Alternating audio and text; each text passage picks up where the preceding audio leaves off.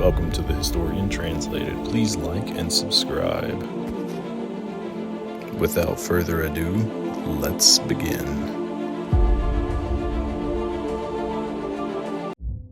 Prelude to the Crusades and the People's Crusade 1096, before the clash of swords and the thunder of war cries, before knights set foot in the Holy Land, before kings and emperors waged their holy battles, there was an idea that spread like wildfire, igniting the hearts of peasants and nobles alike.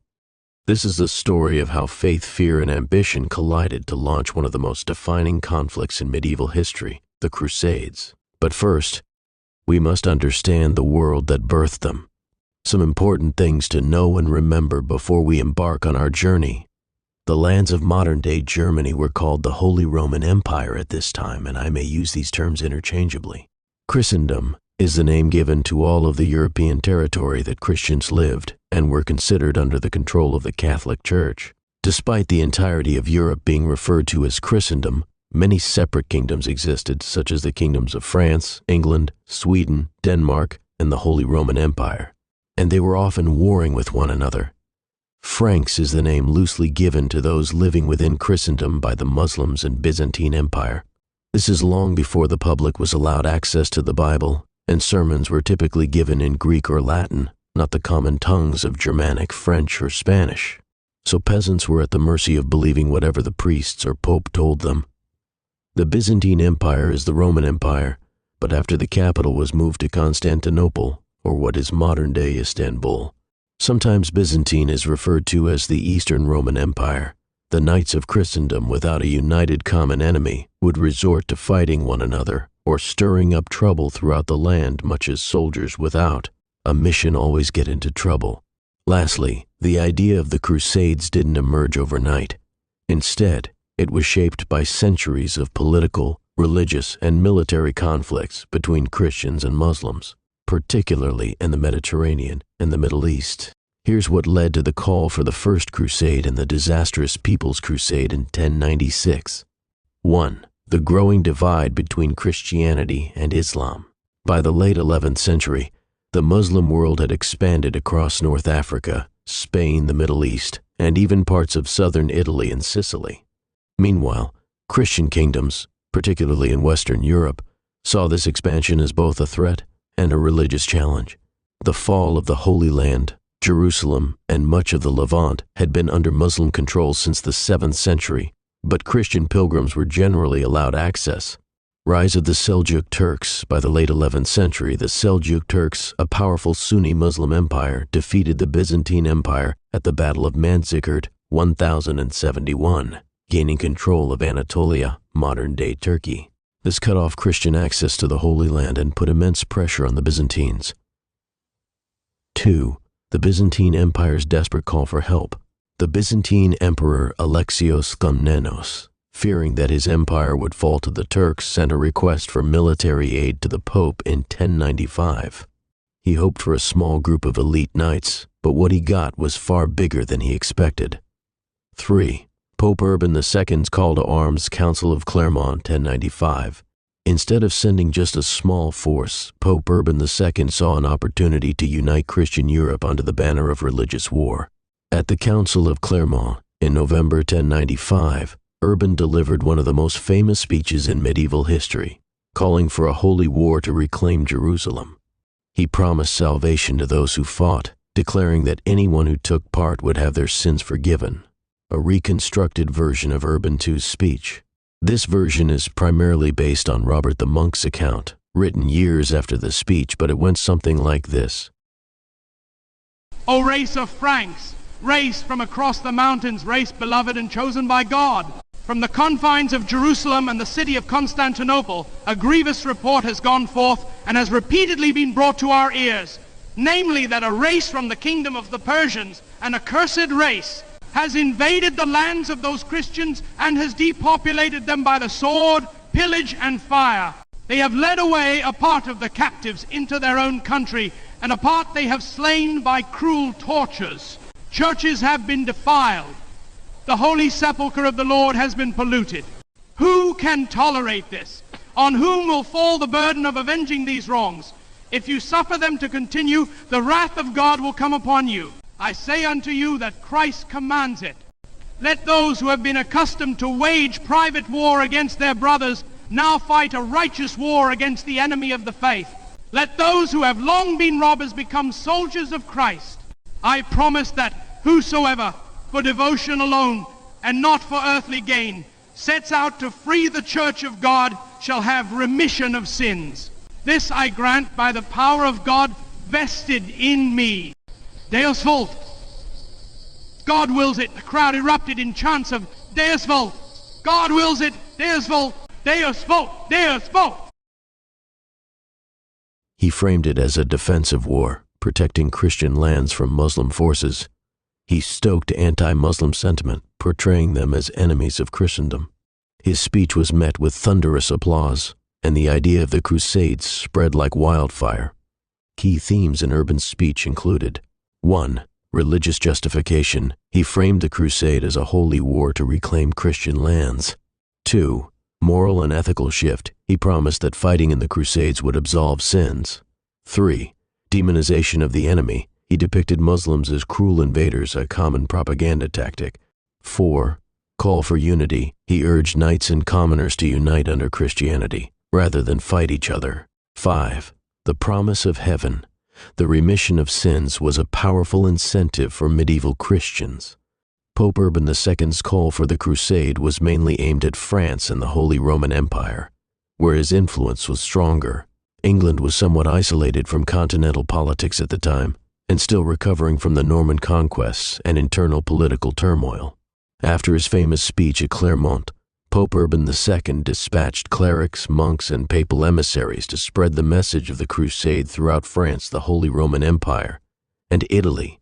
These preachers traveled from town to town, urging knights, lords, and commoners to take up the cross. One of the most famous preachers was Peter the Hermit. Urban's messengers emphasized that those who joined the crusade would receive full remission of sins, making it a deeply appealing cause for medieval Christians. Peter the Hermit was such a strong messenger with his promises to peasants and normal people of remission of their sins as promised by Pope Urban II that he inspired a ragtag army to perform their own crusade. This was devoid of any political or military leadership and held very few knights. 2. Who made up the People's Crusade? The People's Crusade 1096 was mostly made up of peasants and poor townsfolk. Many joined out of religious zeal, poverty, or the hope of better opportunities. Some minor knights, lower-ranking warriors with no land of their own, saw the crusade as a chance to gain status and wealth. Women and children. Some accounts claim that entire families set out, though few would survive. Bands of looters and troublemakers. Many were more interested in pillaging than religious war. Rather than being part of the organized military expedition of noble-led crusaders, this early force was loosely led by charismatic preachers like Peter the Hermit and formed spontaneously from among the listeners of Urban's message and the later preaching efforts. A People's Crusade 1096, a disaster in the making. While knights and lords were preparing for the official First Crusade, a massive unorganized movement known as the People's Crusade formed. Led by Peter the Hermit, a charismatic preacher, thousands of peasants, minor nobles, and even women and children set out for the Holy Land without proper weapons, training, or leadership. But to Peter's credit, he accompanied the ragtag group of would-be crusaders. In fact, he essentially led it. What went wrong? It should be restated that some criminals were part of the People's Crusade. Additionally, these people made their way to the Holy Land entirely on foot. Likely lacking the supplies they needed, they would sack towns and cities. Famously, the massacres of Jews as they traveled through Germany, crusaders began attacking Jewish communities, falsely blaming them for Christ's death. This became known as the Rhineland massacres. Hunger and starvation, the crusaders, poorly supplied, often resorted to looting Christian villages in the Balkans. The People's Crusade was a disaster, but it showed the explosive power of religious fervor. It also set the stage for the First Crusade, 1096-1099, which would be far more organized and far more successful. 3. How did the Pope feel about the People's Crusade? The People's Crusade was not part of Pope Urban II's original vision. He had called for a well-organized, knight-led military campaign. When Peter the Hermit's massive peasants and minor knights set out early, the Pope had little direct control over them. But despite their long journey and difficulties along the way, they would make it to Anatolia and battle the Turks, but not before stopping in Constantinople, the Byzantine Emperor Alexios. I was horrified when these undisciplined, unruly bands arrived in Constantinople, as they looted and caused chaos. As they had treated Balkan villages and the Jewish people, they continued their behavior when they arrived in Constantinople. This was not what Emperor Alexios I had in mind when he wrote his letter to the Pope. Where were the knights? Where were the military and political leaders? Who was in charge of this pathetic group? Their stay in Constantinople was short, and finally when arriving in Anatolia, and despite taking the Turks by surprise, the far greater numbers and military discipline cut through the would-be crusaders rather quickly. The Seljuk Turks easily crushed them, slaughtering most of the force. Only a few survivors made it back to Constantinople. Why it matters. The Crusades weren't just religious wars. They were a clash of cultures, politics, and military ambitions. What started as a call for aid turned into a centuries-long conflict that shaped European and Middle Eastern history. The First Crusade would soon begin, and with it, some of the bloodiest and most legendary battles of the medieval era. The People's Crusade was just the beginning. What came next would shake the world. The great armies of Europe would march, banners raised high, towards a land they had never seen but had been told was theirs by divine right. Some would find glory, others only death. The Crusades had begun, and the bloodiest battles were yet to come. Join me as we uncover the victories, the betrayals, and the horrors of the First Crusade. Deus Vult. The First Crusade, 1096-1099. From Pope Urban's Call to the Fall of Jerusalem. Narrator. A call to arms, a march of faith in a war that would change the world forever. The First Crusade was not just a military expedition. It was a clash of civilizations, driven by religious fervor, political ambition, and sheer brutality. What started as a plea for help from the Byzantine Empire turned into one of the bloodiest wars of the medieval era. This is the story of the First Crusade.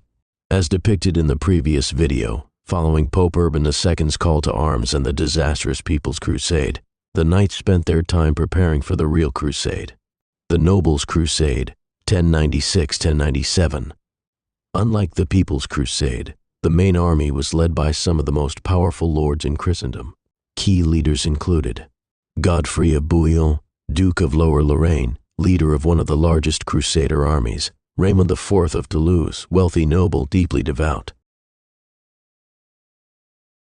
Bohemond of Taranto, cunning Norman warlord from Italy,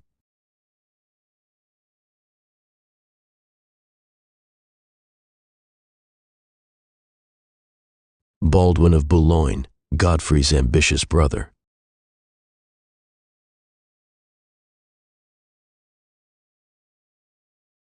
Hugh of Vermandois, brother of the King of France,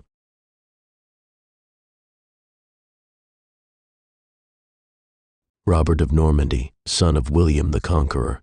Unlike the rabble before them, these were true warriors.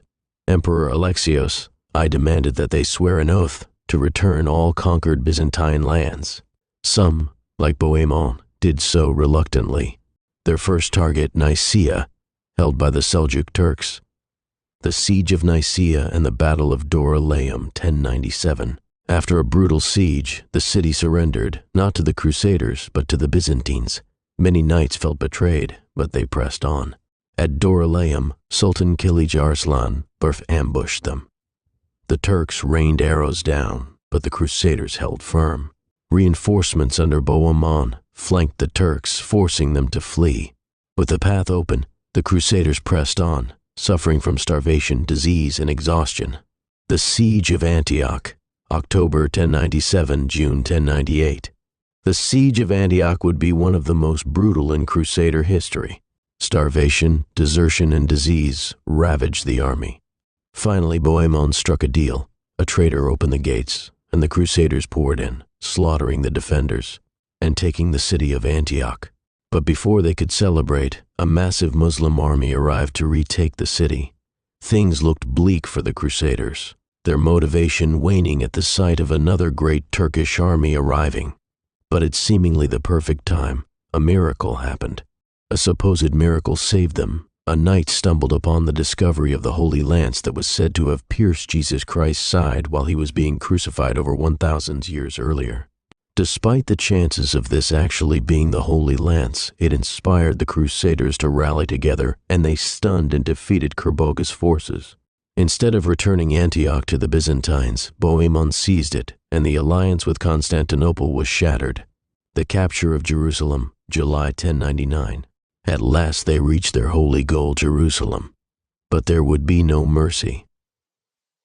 On July 15, 1099, the Crusaders broke through the walls. What followed was a massacre. Muslims, Jews, and even some Christians were slaughtered. With Jerusalem secured, Godfrey of Bouillon was made defender of the Holy Sepulchre. The First Crusade had succeeded, but at a terrible cost. Despite whatever you may believe, many odd occurrences happened during the First Crusade and were corroborated by Muslims and Christians alike, depending on the specific occurrence. 1. The miracle of the Holy Lance, June 1098. Location, Siege of Antioch. One of the most famous miraculous events of the First Crusade occurred after the Crusaders captured Antioch in June 1098, only to find themselves besieged by a massive Muslim army under Kerboga of Mosul. A low-ranking monk named Peter Bartholomew claimed to have had a vision of St. Andrew, who told him that the Holy Lance, the spear that pierced Christ's side, was buried beneath the city's cathedral. Desperate for hope, the Crusaders dug frantically and eventually discovered a lance, though many were skeptical if it was real. Despite doubts, the discovery electrified the Crusader army, who believed it was divine proof that God was on their side. Soon after, the Crusaders launched a surprise attack on Kerboga's army and, against all odds, routed them, securing Antioch. The aftermath: Peter Bartholomew's reputation soared, and many believed he was a true prophet. However, some nobles and clergy doubted him, suspecting he planted the lance. To prove his authenticity, Peter underwent a trial by fire, walking through flames in April 1099. He suffered horrific burns and died a few days later, casting further doubt on the relic. 2. The appearance of heavenly warriors at Antioch, June 1098. Location: Siege of Antioch. During the decisive battle against Kerboga, many Crusaders claimed to have seen heavenly knights riding alongside them.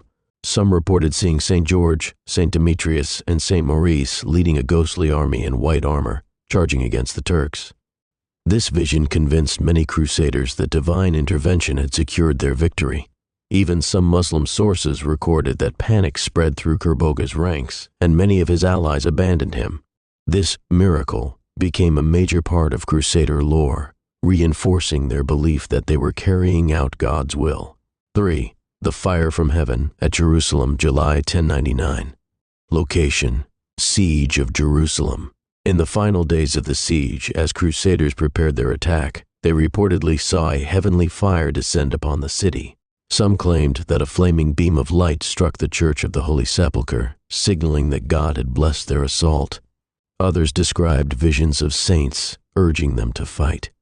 Just days later, on July 15, 1099, the Crusaders successfully stormed the city and massacred its inhabitants.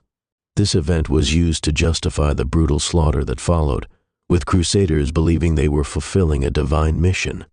The Crusaders' divine survival in the desert, 1097. Location: Anatolia. As the Crusaders marched through the Anatolian desert, they suffered from extreme heat, starvation, and thirst. Some claimed that holy relics, such as crosses carried by priests, glowed supernaturally, guiding them forward. Others reported visions of angels and saints appearing in the sky, telling them to press on. Some Crusaders believed that God miraculously sustained them, despite their lack of water and food. While many perished, the survivors viewed their endurance as proof of divine favor. 5. The mysterious earthquake that shook Muslim defenders. Location: Siege of Antioch. Before the Crusaders breached Antioch's walls, a strange earthquake reportedly shook the city. Many Crusaders saw this as a divine sign that God was weakening their enemies. Some Muslim defenders were reportedly unnerved by the event and believed it was an omen of their impending defeat. Though likely a natural seismic event, the Crusaders interpreted it as a holy warning to the city's defenders. 6. The water miracle at Marat al-Numan, 1098 to 1099. Location: Syria. During the brutal march toward Jerusalem, Crusaders ran out of water, leading to mass suffering. Some knights reportedly prayed for divine intervention, and a spring suddenly appeared, allowing them to drink. Others claimed that rain fell only on their camp while avoiding the enemy's lands. This was seen as yet another proof that God was sustaining the Crusaders despite the grueling march. The legacy of the First Crusade. The First Crusade changed history, creating Crusader kingdoms that would exist for nearly 200 years. But this was just the beginning. The war for the Holy Land had only begun. Join us next time as we dive into the next chapter of the Crusades. After the First Crusade, 1096-1099, 4 Crusader states were established. 1. Kingdom of Jerusalem. Principality of Antioch. 3. County of Edessa. 4. County of Tripoli, established later in 1109. Additionally, Pope Urban II was succeeded by Pope Paschal II. Here's who ruled each territory after the First Crusade and how many knights remained in each region. Kingdom of Jerusalem, 1099-1101. Ruler, Godfrey of Bouillon, 1099-1100s. Title, Defender of the Holy Sepulchre. Godfrey refused to call himself king, saying only Christ should be king of Jerusalem. He ruled as a military leader, but not as a monarch. Successor, Baldwin I of Jerusalem, 1100s-1118. Godfrey died in 1100s, and his brother, Baldwin of Boulogne, took over, formally declaring himself King of Jerusalem in 1100s. Estimated number of knights remaining. After the massacre at Jerusalem, many Crusaders left for Europe.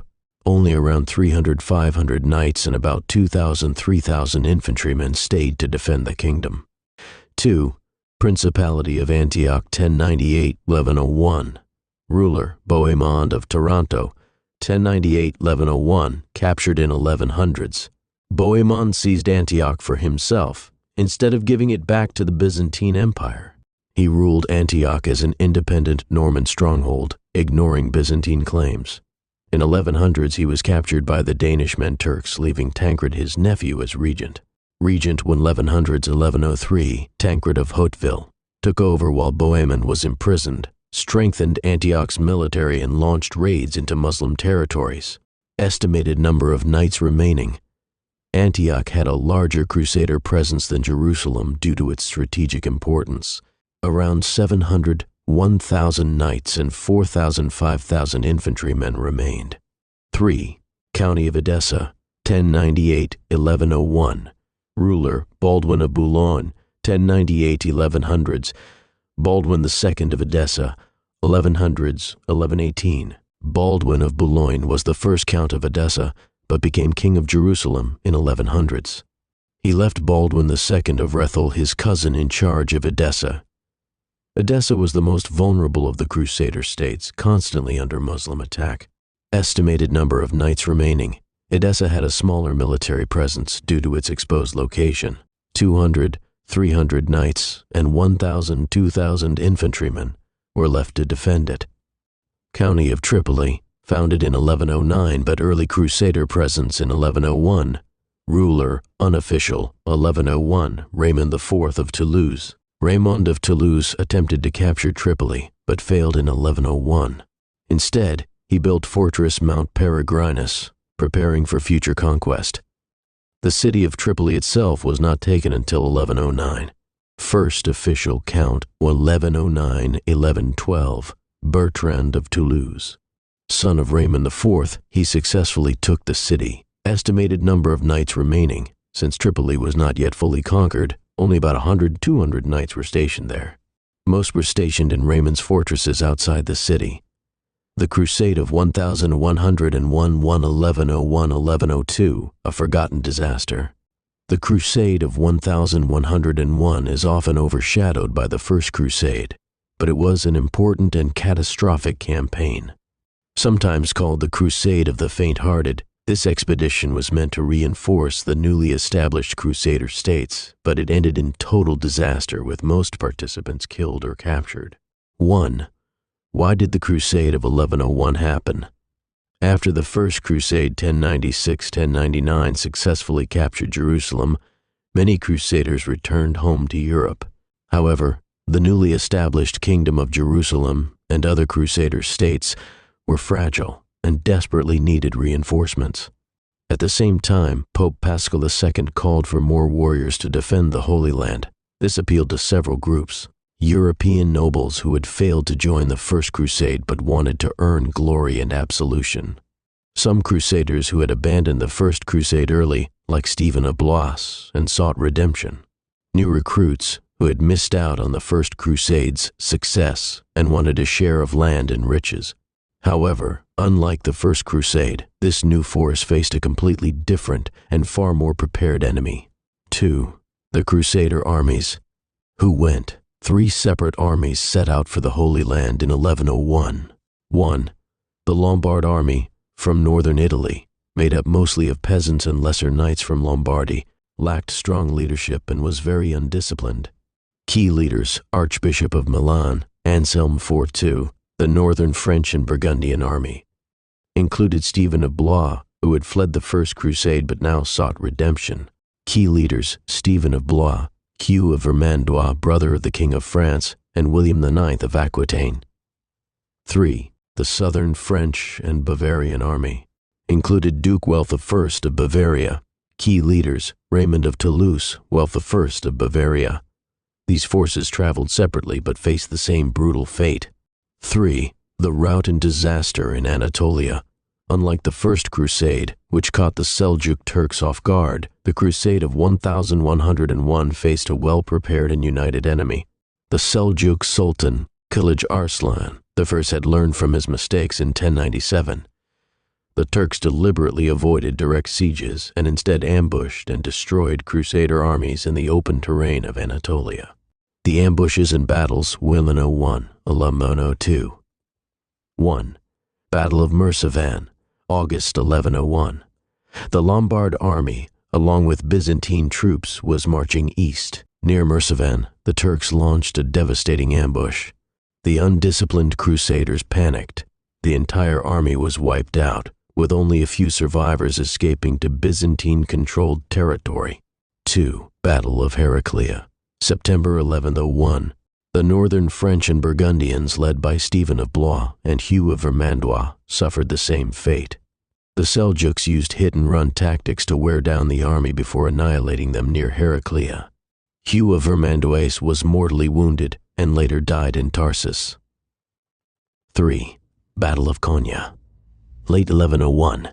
The southern French and Bavarians, led by Raymond of Toulouse and Welf I of Bavaria, were ambushed near Konya Iconium. Despite their experience and strong leadership, they were surrounded and slaughtered. Raymond barely escaped and made it to the Crusader states. By the end of 1102, nearly every Crusader army had been destroyed. 4. Aftermath. Why did it fail? The Crusade of 1101 was a complete disaster, and it exposed several weaknesses. 1. Overconfidence and arrogance. Many Crusaders expected an easy march like the First Crusade, but underestimated how much the Turks had learned from past mistakes. 2. Lack of unity. Unlike the First Crusade, which was led by powerful nobles like Godfrey of Bouillon and Bohemond of Taranto, this crusade had no strong central leadership. 3. Poor strategy. Instead of sticking to Byzantine-controlled routes, the Crusaders marched blindly into enemy territory. 4. Seljuk adaptation. Kilij Arslan avoided direct confrontations and used ambush tactics to destroy Crusader forces one by one. The defeat of this crusade severely weakened Western forces in the Holy Land, leaving the Crusader states more vulnerable to Muslim counterattacks. 5. Legacy of the Crusade of 1101. Most of the Crusaders never reached the Holy Land. Unlike the First Crusade, there were no glorious victories or lasting conquests. The Crusader states received very little reinforcement, which meant they had to rely on local alliances like with Armenians and some Muslim groups. The Seljuks regained control over much of Anatolia, slowing future crusader movements. Many surviving crusaders returned to Europe in shame, and the failure of this campaign dampened enthusiasm for future crusades. Even though it is often forgotten, the Crusade of 1101 was one of the most devastating losses for Western Christendom in the medieval period. Please like and subscribe and tune in for my next video covering the Second Crusade.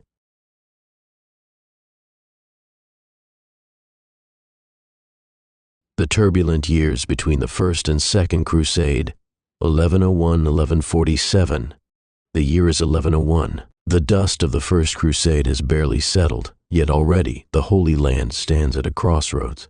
The Christian conquerors have established 4 crusader states, carving out a fragile existence in a land surrounded by powerful enemies. But their future is anything but certain. Jerusalem is now a Christian kingdom, but maintaining control over these lands is no easy feat. Muslim forces, fractured but resilient, remain a constant threat, and within the crusader states themselves, the struggle for power is just beginning. The first military orders, including the infamous Knights Templar and Knights Hospitaller, formed in the early 12th century in response to the need for protection of Christian pilgrims traveling to the Holy Land. Knights Templar c. 1119 to 1120, founded by Hugues de Payens and a group of knights, the Templars were initially established to protect Christian pilgrims on their journey to Jerusalem. They gained papal recognition in 1129 at the Council of Troyes, and over time became one of the most powerful military and financial institutions of the Crusades. Knights Hospitaller, founded c. 1099, militarized c. 1120s to 1130s, originally formed as the Order of St. John to provide medical care to Christian pilgrims in Jerusalem. The Hospitallers became a military order by the 1120s to 1130s, taking up arms to defend Crusader territories. New rulers rise and fall. Baldwin I, the first king of Jerusalem, expands his kingdom's influence, but his death triggers a succession crisis. His successor, Baldwin II, must navigate both external threats and internal power struggles to keep the kingdom from splintering. Narrator. Meanwhile, the Crusaders continue their expansion. The great coastal cities of Acre, Beirut, and Tripoli fall under their control, securing vital trade routes and fortifying their presence. Yet despite these victories, the Crusaders face an enemy that is growing stronger by the day. In the east, a new leader emerges.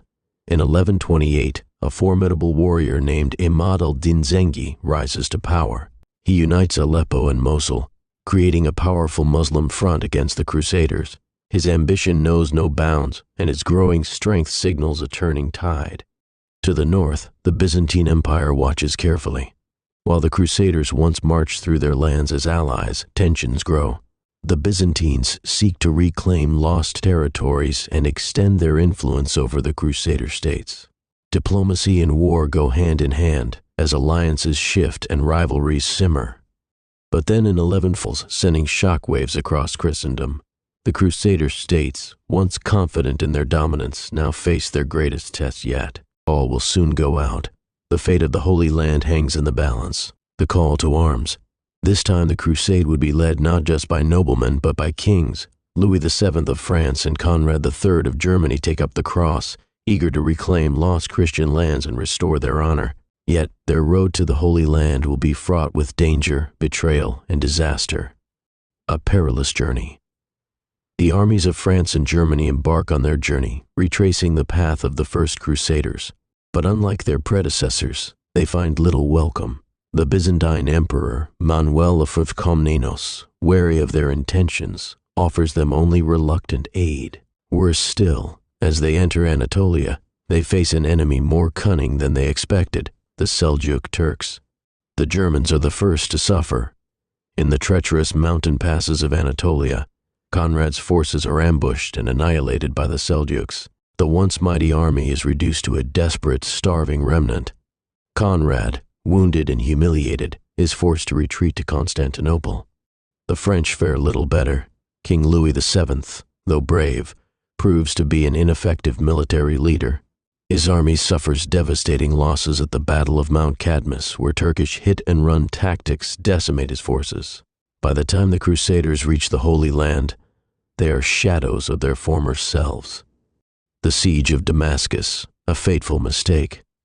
Reaching the Holy Land, the surviving Crusaders meet with Baldwin III, King of Jerusalem. Their original goal, retaking Edessa, is deemed impossible, but the Crusaders that made the long trek from Europe were insistent that they must attack some Muslim stronghold. So instead, they set their sights on Damascus, a rich and powerful city that has played both sides in the ongoing struggle between Christians and Muslims. If captured, it could strengthen the Crusader states immensely. But the plan is flawed from the start. The siege of Damascus begins in July 1148, but quickly falls apart. The Crusaders attack from the wrong side, finding themselves lost in a maze of orchards. That's right, a maze of apple trees, their supply lines stretched thin. Morale crumbles as the city's defenders, reinforced by Nur ad-Din, Zengi's ambitious son, push back with growing strength. A bitter end. After just 4 days, the Crusaders retreat in disgrace. Accusations of treachery and incompetence fly among their ranks. King Louis VII and Conrad III return home, their reputations tarnished. The failure of the Second Crusade shatters Christian morale, while in the Muslim world, it is a unifying moment. Nur ad-Din emerges as the new champion of Islam, laying the foundation for an even greater leader to come, Saladin. The Second Crusade, once a grand vision of Christian resurgence, ends in humiliation, but the struggle for the Holy Land is far from over. A storm is coming, one that will shake the Crusader states to their very core. The period between the Second Crusade, 1147–1149, and the Third Crusade, 1189–1192, was marked by major political shifts, Muslim unification, and key events that set the stage for a tragedy in 1187, which directly triggered the Third Crusade.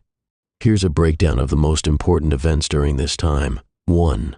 The failure of the Second Crusade, 1149, left the Crusader states weakened.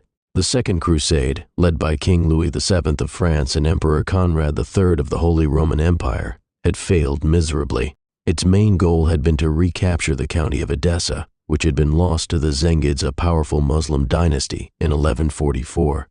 The Crusaders never reached Edessa, and instead launched a failed siege on Damascus in 1148.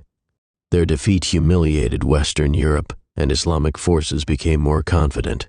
The Crusader states Jerusalem, Antioch, Tripoli, and what remained of Edessa were now isolated and vulnerable. 2. The rise of Nur ad-Din, 1146–1174. One of the most significant figures of this period was Nur ad-Din, the son of Zengi, who had captured Edessa.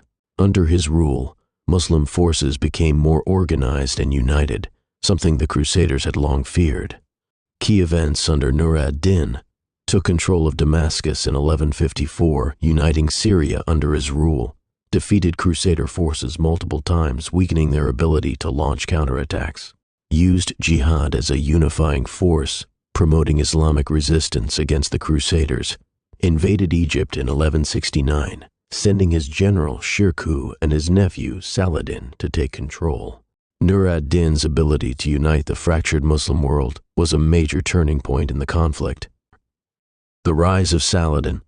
After Nur ad-Din, his general Saladin, after Nur ad-Din died in 1174, his general Saladin, a Kurdish warrior of the Ayyubid dynasty, took control of Egypt and Syria, becoming the most powerful Muslim leader in the region. How Saladin became the Crusaders' greatest enemy. 1171, overthrew the Shia Fatimid Caliphate in Egypt, replacing it with Sunni rule.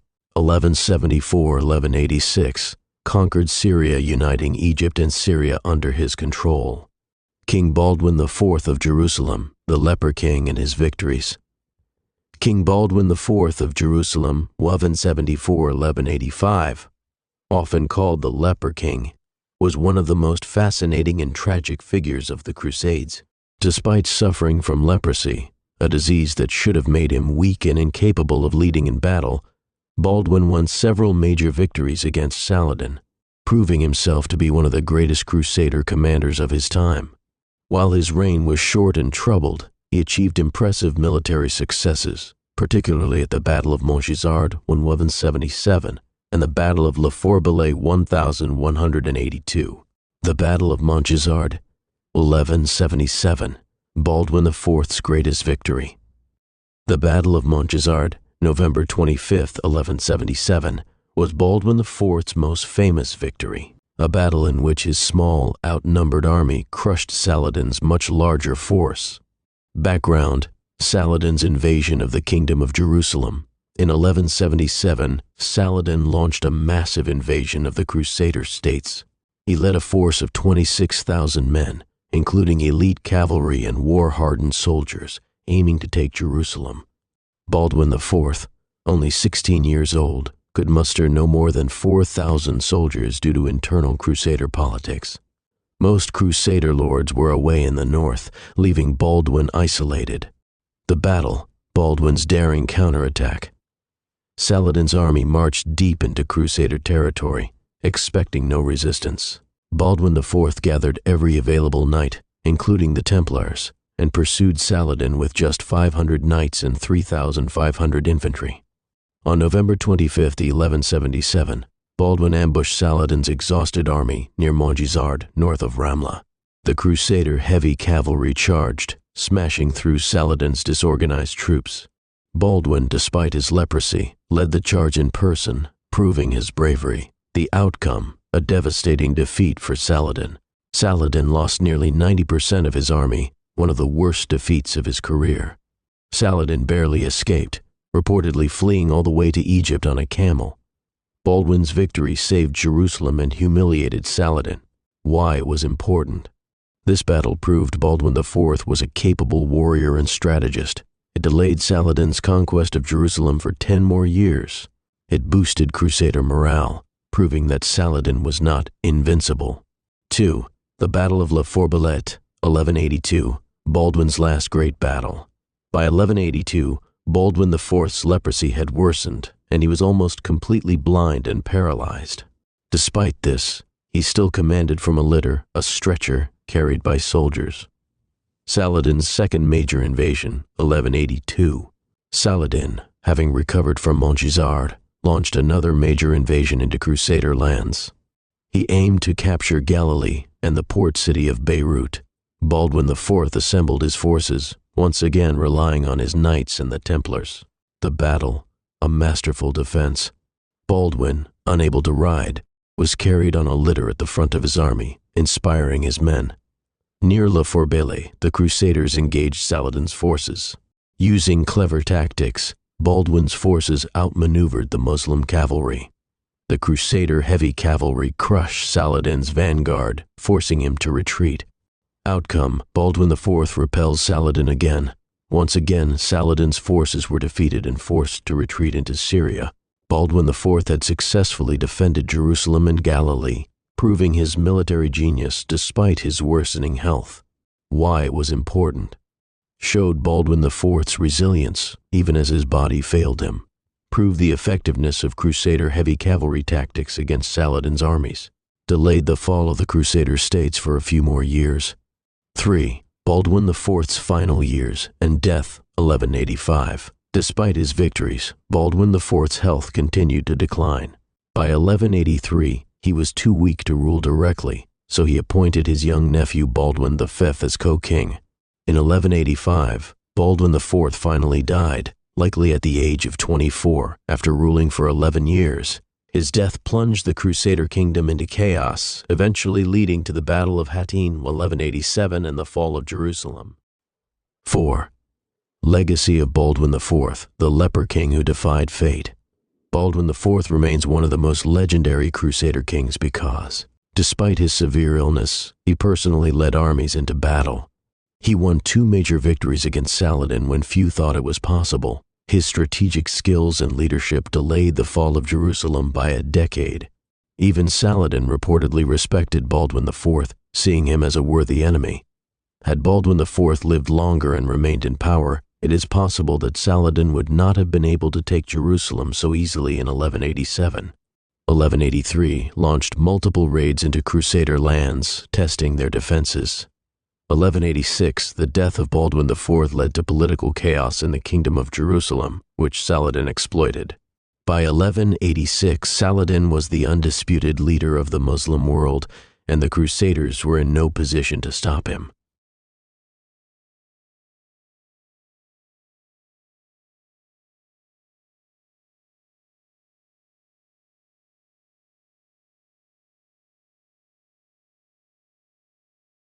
The defining catastrophe of the Crusader kingdoms. The Battle of Hattin, fought on July 4, 1187, was one of the most decisive and devastating defeats in the history of the Crusader states. Saladin's victory effectively destroyed the military power of the Kingdom of Jerusalem and directly led to the fall of Jerusalem later that year. This battle was not just a tactical defeat. It marked the end of Crusader dominance in the Holy Land and was the major event that triggered the Third Crusade, 1189-1192. 1. The background. What led to the Battle of Hattin? The Kingdom of Jerusalem was already in a weakened and chaotic state before the battle. Political chaos in the Crusader kingdoms. The Kingdom of Jerusalem was divided between two factions, those supporting King Guy of Lusignan, a weak and unpopular ruler, those supporting Raymond III of Tripoli, who opposed Guy's rule. The young leper King Baldwin IV had died, leaving Guy as king through his marriage to Sibylla, Baldwin's sister. Many Crusader nobles distrusted King Guy and believed he was incompetent. The rise of Saladin. By 1186, Saladin had united Egypt and Syria under his Ayyubid rule. He was determined to wipe out the Crusader states and take back Jerusalem. In 1186, Reynaud of Châtillon, a reckless Crusader warlord, attacked a Muslim caravan, violating a peace treaty. Saladin declared war on the Crusaders, calling for a jihad to reclaim Jerusalem. This set the stage for the decisive battle. 2. The Crusader army marching to disaster. In June 1187, Saladin invaded the Kingdom of Jerusalem, capturing several towns and besieging the city of Tiberias, where Raymond III's wife was trapped. King Guy of Lusignan led the entire Crusader army out to relieve Tiberias. The Crusaders marched into the arid, open plains of Galilee, exposing themselves to Saladin's superior strategy. Crusader army composition around 20,000 troops, 1,200 knights elite heavy cavalry, 4,000 Turcopoles light cavalry, often local Christians, 10,000 infantry, mostly European soldiers, pilgrims and camp followers who were caught in the disaster. This was almost the entire military force of the Kingdom of Jerusalem, meaning if they lost, the Crusader states would be defenseless. Saladin's army, around 30,000 troops, 12,000 cavalry, light horse archers, and Mamluk heavy cavalry, Turkish and Kurdish infantry, well-disciplined foot soldiers, highly mobile archers and skirmishers who could harass the Crusaders without engaging in direct combat. Saladin's forces were better prepared for the desert, had ample water supplies, and controlled the high ground. 3. The battle. Saladin's masterstroke. The Crusaders' march to Tiberias was a disaster from the start. Phase 1. The Crusaders' march into a trap, July 2-3, 1187. The Crusaders left Sepphoris and marched east toward Tiberias, unaware that Saladin had cut off their water supply. Saladin's army surrounded them, using hit-and-run attacks to exhaust the Crusaders. The Crusaders, already dehydrated and exhausted, camped near the Horns of Hattin, 2 hills that would be their last stand. Phase 2. The morning of the battle. July 4th, 1187. Saladin's forces set fire to the dry grass around the Crusaders, choking them with smoke. Muslim archers bombarded the Crusaders with arrows, while the heat and thirst weakened them.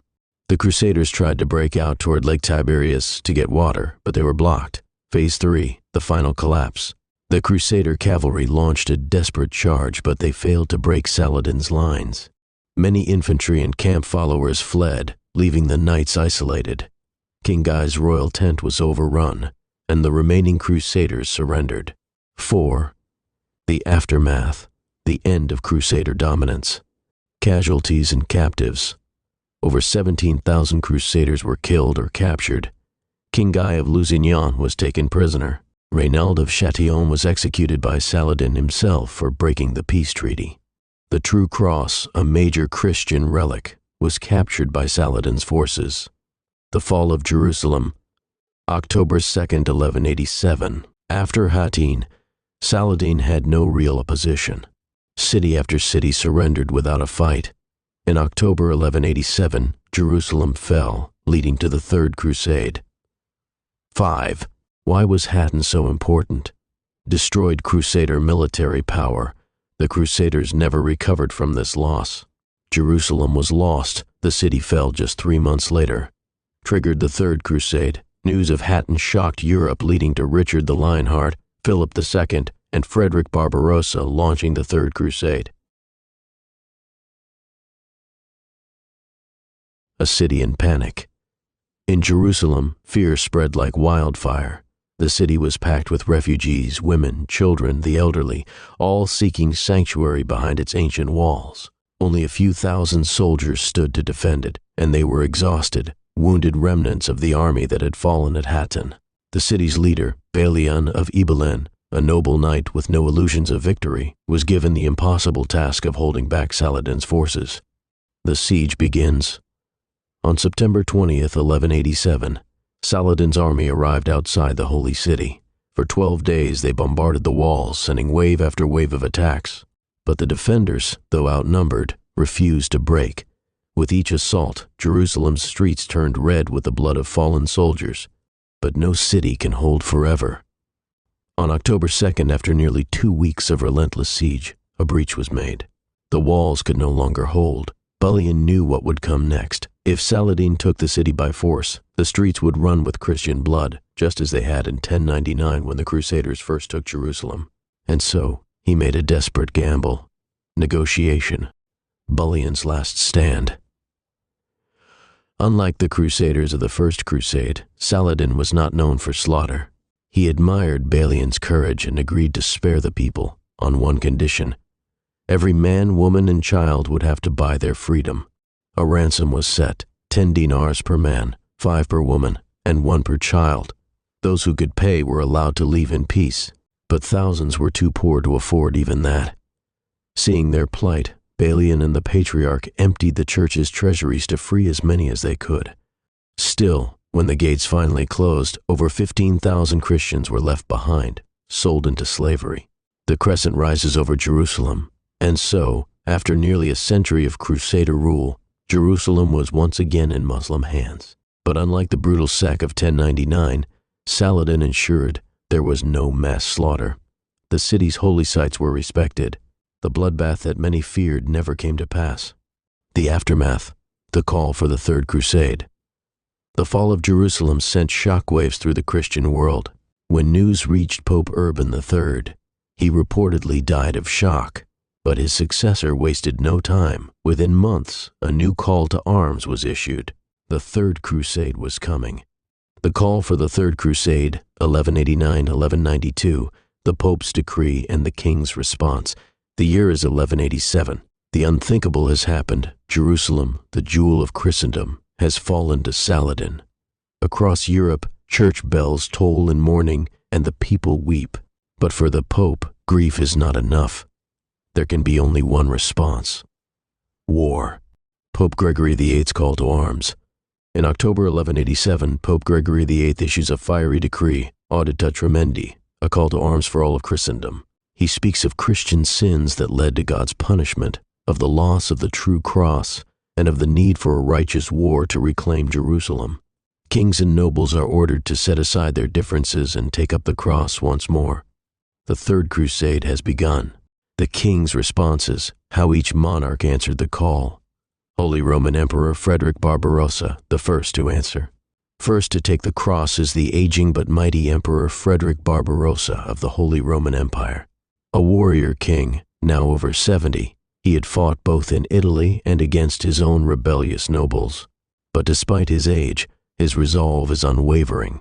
We march to Jerusalem, he declares. And with that, he assembles an army of nearly 100,000 men, the largest force of the Third Crusade. But his journey will not end as he hopes. King Philip II of France, reluctant but committed. In France, the reaction is mixed. King Philip II, known as Philip Augustus, is no stranger to war, but his interests lie closer to home. He is locked in a bitter rivalry with the King of England.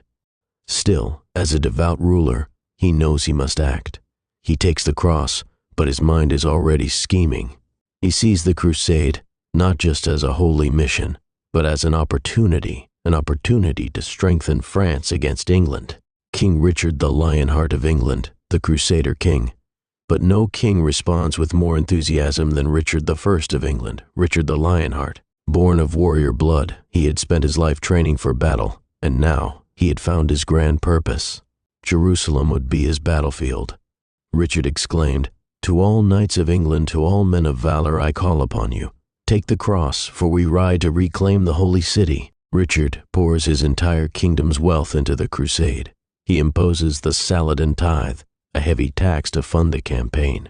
Unlike Philip, who sees political opportunity, Richard sees glory and destiny. He even declares, "I would sell London itself if it meant reclaiming Jerusalem." The king's paths diverge. The three great rulers set out, each taking a different path. Frederick leads his Germans overland, through the treacherous Anatolian mountains. Philip and Richard sail by sea, but even before they reach the Holy Land, tensions flare between them. And before they even reach Jerusalem, the Third Crusade will be shaken by death, betrayal, and a rivalry that will define the fate of the Holy Land. The year is 1189. At the age of 70, Emperor Frederick Barbarossa, one of the most powerful rulers in Europe, leads a colossal army toward the Holy Land. Unlike the bickering kings of France and England, Barbarossa's force is disciplined, experienced, and unwavering in its purpose. His army is the largest of the Third Crusade, nearly 100,000 strong, including 20,000 knights. It is a force to be reckoned with, and Saladin himself is said to fear the coming of the legendary German emperor. But the journey will be long, treacherous, and, for Barbarossa, fatal. The German army's journey, a test of endurance. Barbarossa's forces begin their march through Europe in May 1189, crossing the Alps into Hungary. Despite the harsh conditions, the German army moves like a war machine, striking fear into those who would oppose them. The Byzantine Emperor Isaac II Angelos, fearing the sheer power of the German host, secretly aligns with Saladin, attempting to stall Barbarossa's advance. But the old emperor is no fool. When Byzantine forces attempt to delay him, he responds with force, besieging the city of Philippopolis and forcing the Byzantines to submit. By March 1190, Barbarossa's army crosses into Anatolia, where a far deadlier enemy awaits. The Seljuk Turks. Battle in Anatolia, the might of the German army. In May 1190, the Germans face their greatest challenge yet, the Seljuk Turks, masters of hit-and-run warfare. The Turks ambush Barbarossa's forces in the rugged mountains of Anatolia, hoping to weaken the Crusader army before it can reach the Holy Land. But they underestimate the discipline of the imperial troops. In battle after battle, the Germans crush the Seljuks. Barbarossa himself leads the charge, his sword flashing as he cuts through enemy lines. Turkish forces are driven back, and the road to the Holy Land is now open. Victory seems certain. Jerusalem is within reach. But then, disaster strikes. The death of an emperor. On June 10, 1190, as the Crusader army crosses the Salif River in Cilicia, modern-day Turkey tragedy unfolds. Accounts vary, but the most accepted version tells that Frederick Barbarossa, in his eagerness to press forward, rode his horse into the river to cool off. Whether from the weight of his armor, the strong currents, or sheer misfortune, the great emperor was suddenly swept under the water. Before his knights could reach him, he drowned. The mighty Frederick Barbarossa, feared by Saladin and revered across Christendom, was dead, not in battle, but in the rushing waters of an obscure river. His death shattered the morale of the German army. Some knights, overwhelmed by grief, abandoned the crusade and returned home. Others pressed on, but their numbers had dwindled, their spirit broken. The fate of the German crusaders. A fraction of Barbarossa's army, led by his son Duke Frederick of Swabia, continued the march, finally reaching the Holy Land in late 1190. But without their great emperor, they were a shadow of their former strength. They would join Richard the Lionheart and Philip of France at the siege of Acre, but Barbarossa's dream of leading his empire to Jerusalem had died with him in the Salif River. The legacy of Frederick Barbarossa. Frederick Barbarossa's death remains one of the greatest tragedies of the Crusades. He had been the most experienced and feared of all the Crusader kings, and had he lived, history may have unfolded differently. But even in death, Barbarossa became a legend. In Germany, stories spread that he had not truly died, that he was merely sleeping in the mountains, waiting for the time to rise again and lead his people to victory. But for the Crusaders, there was no time for legends. Jerusalem was still in enemy hands, and two kings remained to carry on the fight, Philip of France and Richard the Lionheart. The Third Crusade continues. Richard the Lionheart and Philip of France arrive in the Holy Land. The year is 1190. The Holy Roman Emperor Frederick Barbarossa is dead, his mighty army shattered before it could reach the Holy Land. But second kings remain, Philip II of France and Richard the Lionheart of England. Unlike Barbarossa, these rulers take a different approach. They will not march through hostile lands. They will arrive by sea, landing with fresh armies well equipped and ready for war. Their target? Acre, the gateway to Jerusalem. Rivalry on the high seas, the French and English divide. But there is one problem. Philip and Richard do not trust each other. The two kings had agreed to crusade together, but their alliance is fragile. Philip, ever the strategist, sees this war as a way to expand French power, while Richard, the warrior king, is driven by glory, faith, and ambition. From the moment they set sail, the two monarchs are rivals as much as allies. The first stop, the conquest of Cyprus. Before reaching the Holy Land, Richard makes an unexpected detour. A storm separates his fleet, and his sister, Joan of England, is stranded on the island of Cyprus, held hostage by its ruler, Isaac Komnenos, a rogue Byzantine prince. Richard reacts swiftly. He invades Cyprus, crushing Isaac's forces in a lightning campaign. The island falls in just a few weeks, and Richard claims Cyprus for the Crusaders.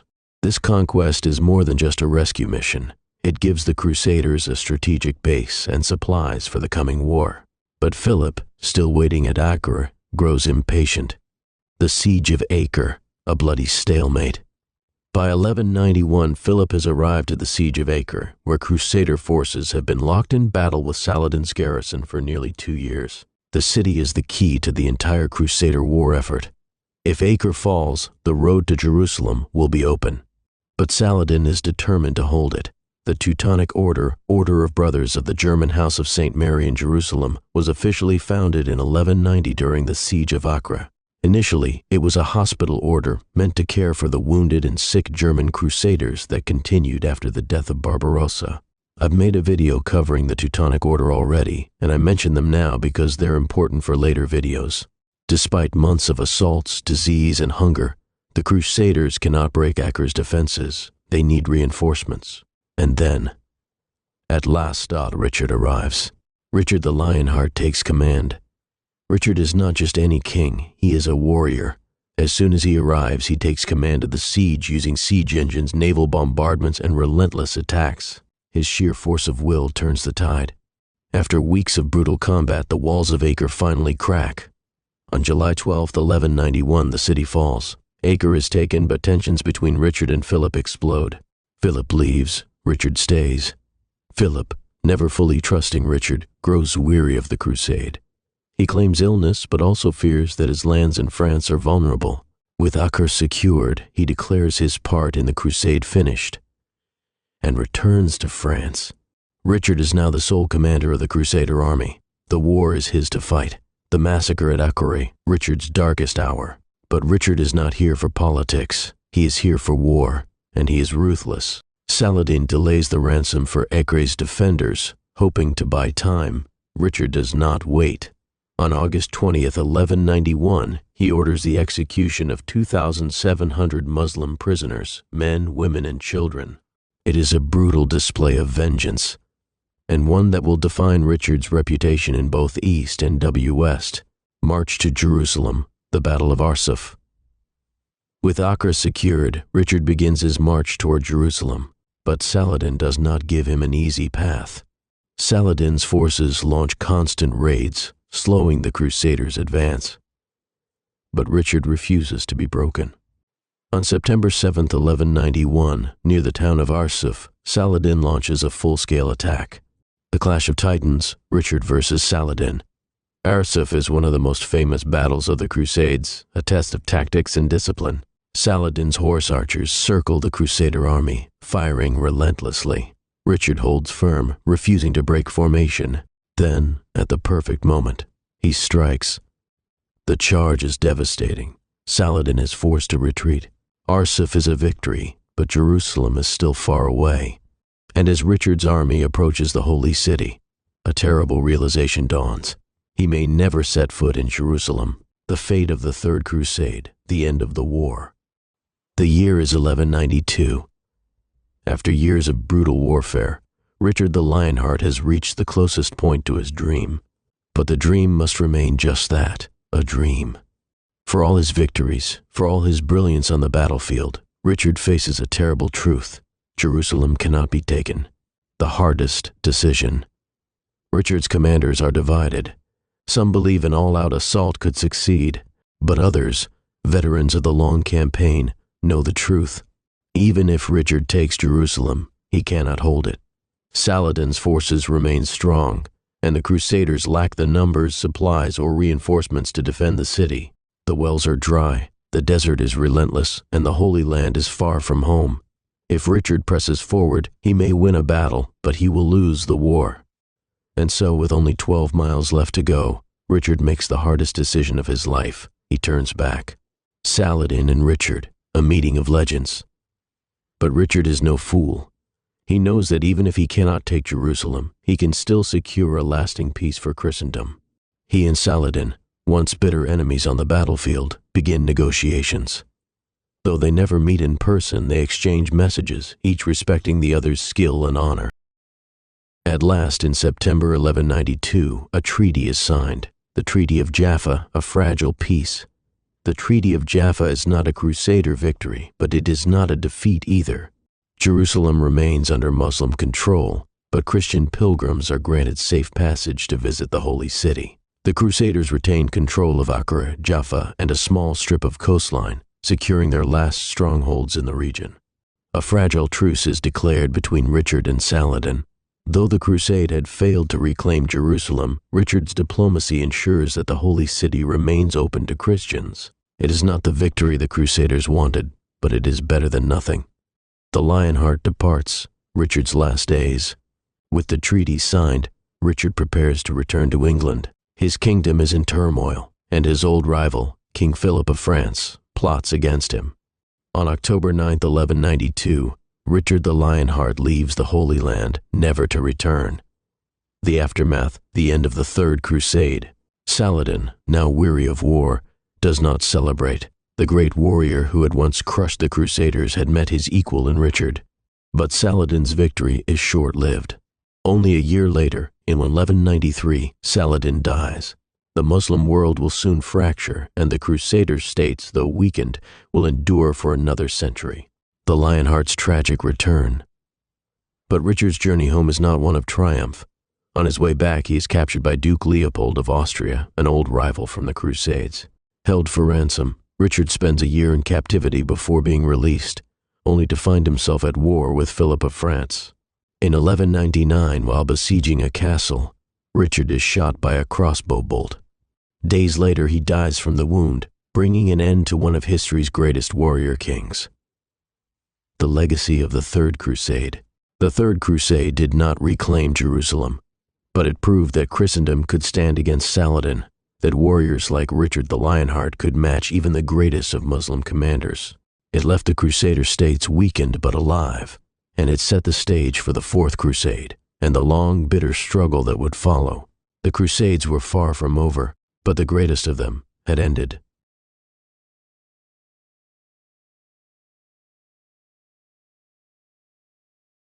The Crusades after the death of Saladin and Richard the Lionheart, with the 93-1202. With the passing of two of the greatest figures of the Crusades, Saladin in 1193 and Richard the Lionheart in 1199, both the Christian and Muslim worlds found themselves in a state of transition. The Third Crusade had ended without reclaiming Jerusalem, and a fragile peace persisted. But the struggle for the Holy Land was far from over. The aftermath in the Holy Land. With Saladin's death in 1193, his empire did not pass to a single heir. Instead, it was fractured among his sons and powerful generals, leading to internal conflicts within the Ayyubid dynasty. This temporary instability provided the Crusader states a brief reprieve, but they remained vulnerable. Meanwhile, in the Crusader states, Henry of Champagne, ruler of the Kingdom of Jerusalem, tried to maintain what little land was left. The Crusaders still held important coastal cities like Acre, Tyre, and Jaffa, but without strong reinforcements from Europe, they knew that their hold on the region was slipping. Europe after Richard's death, the call for a new crusade. The death of Richard the Lionheart in 1199 left England in turmoil. His brother, King John, took the throne, but his rule was weak and unpopular. Unlike Richard, John had no interest in launching another crusade. France, now under Philip II, saw an opportunity to expand its influence, further reducing the likelihood of a strong European response to the Holy Land's troubles. Meanwhile, in Germany, the Holy Roman Emperor Henry VI, son of Barbarossa, attempted to organize a new crusade but died suddenly in 1197, leaving the empire in chaos. Amidst all this political upheaval, one man was determined to restore Christian dominance in the Holy Land, Pope Innocent III. In 1198, he issued a call for the Fourth Crusade. The rise of Pope Innocent III and the Fourth Crusade. Pope Innocent III was unlike any pope before him. He was young, brilliant, and determined to restore Christian rule in the Holy Land.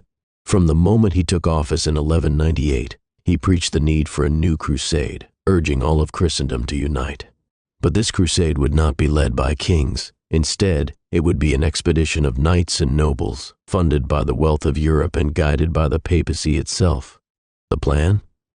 A massive naval invasion of Egypt, striking at the heart of Muslim power before reclaiming Jerusalem. The Fourth Crusade and the betrayal of Christendom, 1202-1204. The Fourth Crusade was meant to reclaim the Holy Land. Instead, it became one of the greatest betrayals in history, a crusade that never set foot in the Holy Land. At the center of this betrayal was Venice, a powerful maritime republic with its own ambitions, and a leader who saw an opportunity for wealth and power rather than religious glory. Who were the Venetians? Venice was not a kingdom nor an empire. It was a merchant republic, built on trade, diplomacy, and naval supremacy. By the early 13th century, Venice controlled the most powerful navy in the Mediterranean and was a dominant force in commerce, dealing in spices, silk, and gold. But Venice was not driven by religious fervor like the Crusaders. Its leaders, known as the Doge and the Council of Ten, were shrewd businessmen who saw war as a means to expand their wealth and influence. The Doge Enrico Dandolo, the blind strategist. The mastermind behind Venice's role in the Fourth Crusade was Doge Enrico Dandolo. Though blind and nearly 90 years old, Dandolo was brilliant, ruthless, and politically cunning. He saw the crusade not as a holy mission, but as an opportunity to expand Venice's empire. When the Crusaders approached Venice to build a fleet for their journey to Egypt, Dandolo agreed, but at a steep price. The cost? 85,000 silver marks, more money than the Crusaders could ever hope to raise. The Crusaders' debt, a dangerous bargain. By 1202, the Crusader army had gathered in Venice, ready to sail for Egypt. But there was one massive problem. They didn't have enough money to pay Venice for the fleet. Dandolo saw an opportunity. Instead of demanding silver, he proposed a deal. The Crusaders would first capture Zara, a Christian city that had rebelled against Venetian rule. After that, they would sail to the Holy Land. The Crusaders were hesitant. Attacking a Christian city went against everything the Crusades stood for. But with no other option, they agreed. The sack of Zara, Christians fighting Christians. In 1202, the Fourth Crusade began, not against Muslims, but against fellow Christians. The Crusaders, desperate to pay their debt, attacked and conquered Zara, despite protests from the Pope. Pope Innocent III was outraged and excommunicated the entire Crusader army. But the crusade did not stop here. A new offer was about to change history forever. A Byzantine prince's proposal, the road to Constantinople. While the Crusaders looted Zara, an exiled Byzantine prince, Alexios IV, arrived with an offer that would alter the course of history. Alexios IV had been driven from Constantinople after his father, Emperor Isaac II, was overthrown. He promised the Crusaders and Venetians huge rewards if they helped him reclaim the Byzantine throne. Dandolo saw another opportunity. If Venice controlled Constantinople, it would dominate trade between Europe and Asia. The Crusaders, already deep in debt, were swayed by promises of wealth and soldiers for the Holy Land. And so, in 1203, the Crusaders and Venetians set sail, not for Egypt, not for Jerusalem, but for Constantinople, the greatest Christian city in the world. The first siege of Constantinople, 1203. The Crusaders arrived before the mighty walls of Constantinople, the largest and wealthiest city in Christendom.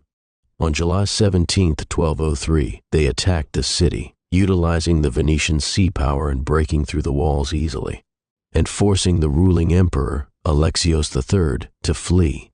Alexios IV was placed on the throne, as promised. The betrayal and the second siege of Constantinople, 1204. Alexios IV had promised 200,000 silver marks to the Crusaders, but once on the throne, he realized the Byzantine treasury was empty. Desperate for funds, Alexios IV raised taxes and looted churches, making him deeply unpopular with the Byzantine people.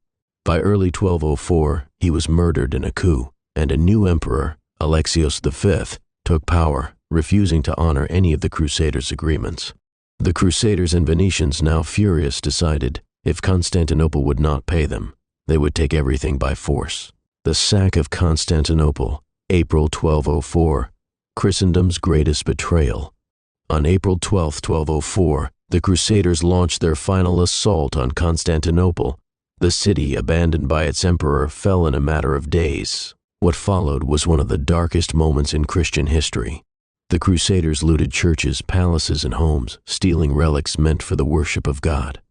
The Hagia Sophia, the greatest church in Christendom, was desecrated. Crusaders placed a prostitute on the altar as a mockery of Orthodox Christianity.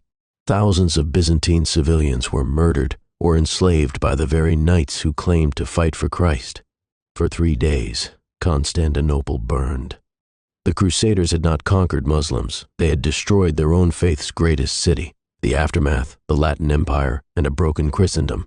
The Byzantine Empire was shattered, and in its place, the Crusaders established the Latin Empire of Constantinople, ruled by Western knights.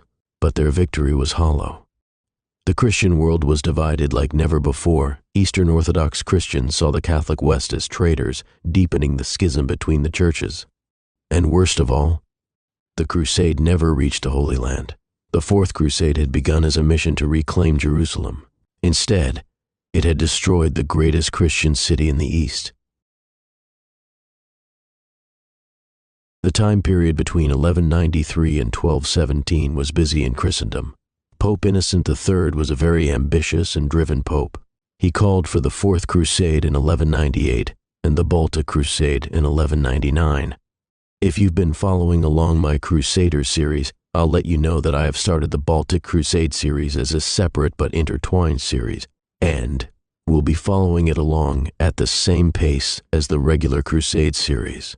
The first video for the Baltic Crusades is up. As the Baltic Crusade raged on and the Fourth Crusade went off the rails with the Crusaders claiming Constantinople and beginning the Eastern Latin Empire, Pope Innocent III did not pause his ambitions. By 1208, Pope Innocent III would call for the Albigensian Crusade, another close-to-home crusade. This further diluted the potential efforts for reclaiming the Holy Land. Crusaders were stationed in Constantinople to hold the city. German and Danish crusaders were battling the pagans in northeastern Europe. And now, the Albigensian Crusade, 1209-1229, the war against the Cathars. It was a war unlike any other. A crusade not against Muslims nor pagans, but against fellow Christians. The Albigensian Crusade of 1209-1229 was a brutal, relentless conflict that sought to erase an entire belief system from the face of Europe. What started as a religious mission quickly turned into a campaign of conquest, greed, and mass slaughter. But who were the Cathars, and why did the Church fear them so much? To understand the Albigensian Crusade, we must go back to the origins of one of medieval Christianity's most dangerous heresies. 1. Who were the Cathars? The Cathars, also known as the Albigensians, emerged in southern France, Languedoc, during the 12th century. They took their name from the city of Albi, though their beliefs had spread far beyond it. But to the Catholic Church, they were more than just a sect, they were a threat. But what did the Cathars believe? Unlike mainstream Christianity, they rejected the authority of the Pope, the clergy, and even many of the Church's sacraments. At the heart of Cathar theology was dualism, the idea that the world was caught between two opposing forces, a good God who created the spiritual world, and an evil God who created the physical world, trapping souls in corrupt flesh. This meant that to the Cathars, the material world, including the church, wealth, and even the human body, was the work of Satan. They rejected the Catholic idea that God ruled both heaven and earth. The Cathars also rejected marriage, war, and even eating meat. They refused to believe in hell or purgatory, viewing the Catholic Church as an institution of corruption. Their leaders, known as perfecti, lived simple, ascetic lives, traveling across the land and preaching their beliefs. To many in Languedoc, the Cathars were not heretics. They were holy men, far purer than the Catholic clergy, who were often corrupt and obsessed with wealth. Lords and even nobles began to protect them, and that was the problem. The Church tries diplomacy, 1179-1208. At first, the Church tried to use words instead of swords. As early as 1179, the Third Lateran Council condemned the Cathars, calling them a dangerous heresy. But the Church faced a dilemma. Many of the noble families in southern France supported them. Pope Innocent III, the most powerful pope of the Middle Ages, saw the Cathars as a direct challenge to the Catholic faith. But before turning to war, he attempted diplomacy. In the early 1200s, Innocent III sent missionaries, priests, monks, even Cistercian abbots to convince the people of Languedoc to abandon Catharism. They debated the Cathar perfects in public forums. They preached, they pleaded, but the Cathars were too popular, and worse, some Catholic lords protected them, most notably Count Raymond VI of Toulouse, one of the most powerful rulers in the region. For years, the Church tried to persuade Raymond to act against the heretics in his lands, but the Count refused, angering the Pope. Then in 1208, everything changed. A papal legate, Pierre de Castelnau, who had been pressuring Count Raymond, was murdered, allegedly by one of Raymond's knights. And that was all the excuse the Pope needed. 3. The Crusade begins, 1209. Pope Innocent III declared a holy war not against Muslims or pagans, but against fellow Christians. The Albigensian Crusade was launched in 1209, and it had all the same privileges as the Crusades to the Holy Land. Any knight who joined would receive full remission of sins, permission to seize land from heretics. This wasn't just a religious war, it was an opportunity for land-hungry nobles to carve up southern France. And the man leading it? Simon de Montfort, a ruthless French noble who saw the Crusade as his chance for glory and conquest. 4. The massacre at Béziers, 1209. The first target of the Crusaders was the city of Béziers, a stronghold of Cathar sympathizers. The Catholic bishop of the city tried to negotiate peace, but the people refused to surrender. On July 22, 1209, the Crusaders attacked. What followed was one of the worst massacres in medieval history. Historians say between 15,000 and 20,000 people were massacred, including innocent Catholics. When asked how to tell Cathars from Catholics, a Crusader leader allegedly gave the infamous order, "Kill them all. God will know his own." The city was burned to the ground. The Albigensian Crusade had begun in blood. After Béziers, a war of faith, greed, and survival. The massacre of Béziers sent a chilling message across Languedoc. Entire cities could be wiped off the map, and no one, not even Catholics, would be spared if they sheltered heretics. But Béziers was just the beginning. The Albigensian Crusade would rage for 20 brutal years, transforming southern France into a battleground. Armies of knights, mercenaries, and fanatical priests waged war against Cathar lords, Occitan warriors, and even Catholic nobles who resisted the growing French influence. This was no longer just a war against heresy. This was a fight for power, land, and survival. The Siege of Carcassonne, 1209, the fall of a stronghold. After the fall of Béziers, the next target was Carcassonne, one of the greatest fortresses in Languedoc. The city was ruled by Viscount Raymond Roger Trencavel, a powerful Occitan noble. Though he was Catholic, he refused to persecute the Cathars in his lands, making him an enemy of the Crusaders. On August 1st, 1209, the Crusader army, led by Simon de Montfort, arrived at the walls of Carcassonne. With them were thousands of knights, infantry, and even Cistercian monks, all determined to wipe out Catharism. Unlike Béziers, Carcassonne was well defended. The walls were strong, the city had a well-trained militia, and its people were ready to fight. But there was one problem: water. The summer was brutal. Carcassonne had no fresh water supply, and the Crusaders knew it. Instead of launching an all-out assault, Montfort waited, cutting off supplies and letting the city wither under the heat. By mid-August, the defenders were collapsing from dehydration. On August 15th, Viscount Raymond Roger Trencavel rode out under a banner of truce to negotiate. But Montfort had no intention of making peace. The young Viscount was immediately taken prisoner. Without their leader, the defenders surrendered. Carcassonne had fallen, but unlike Béziers, there was no massacre. Instead, the entire population was expelled, forced to flee into the wilderness with nothing but the clothes on their backs.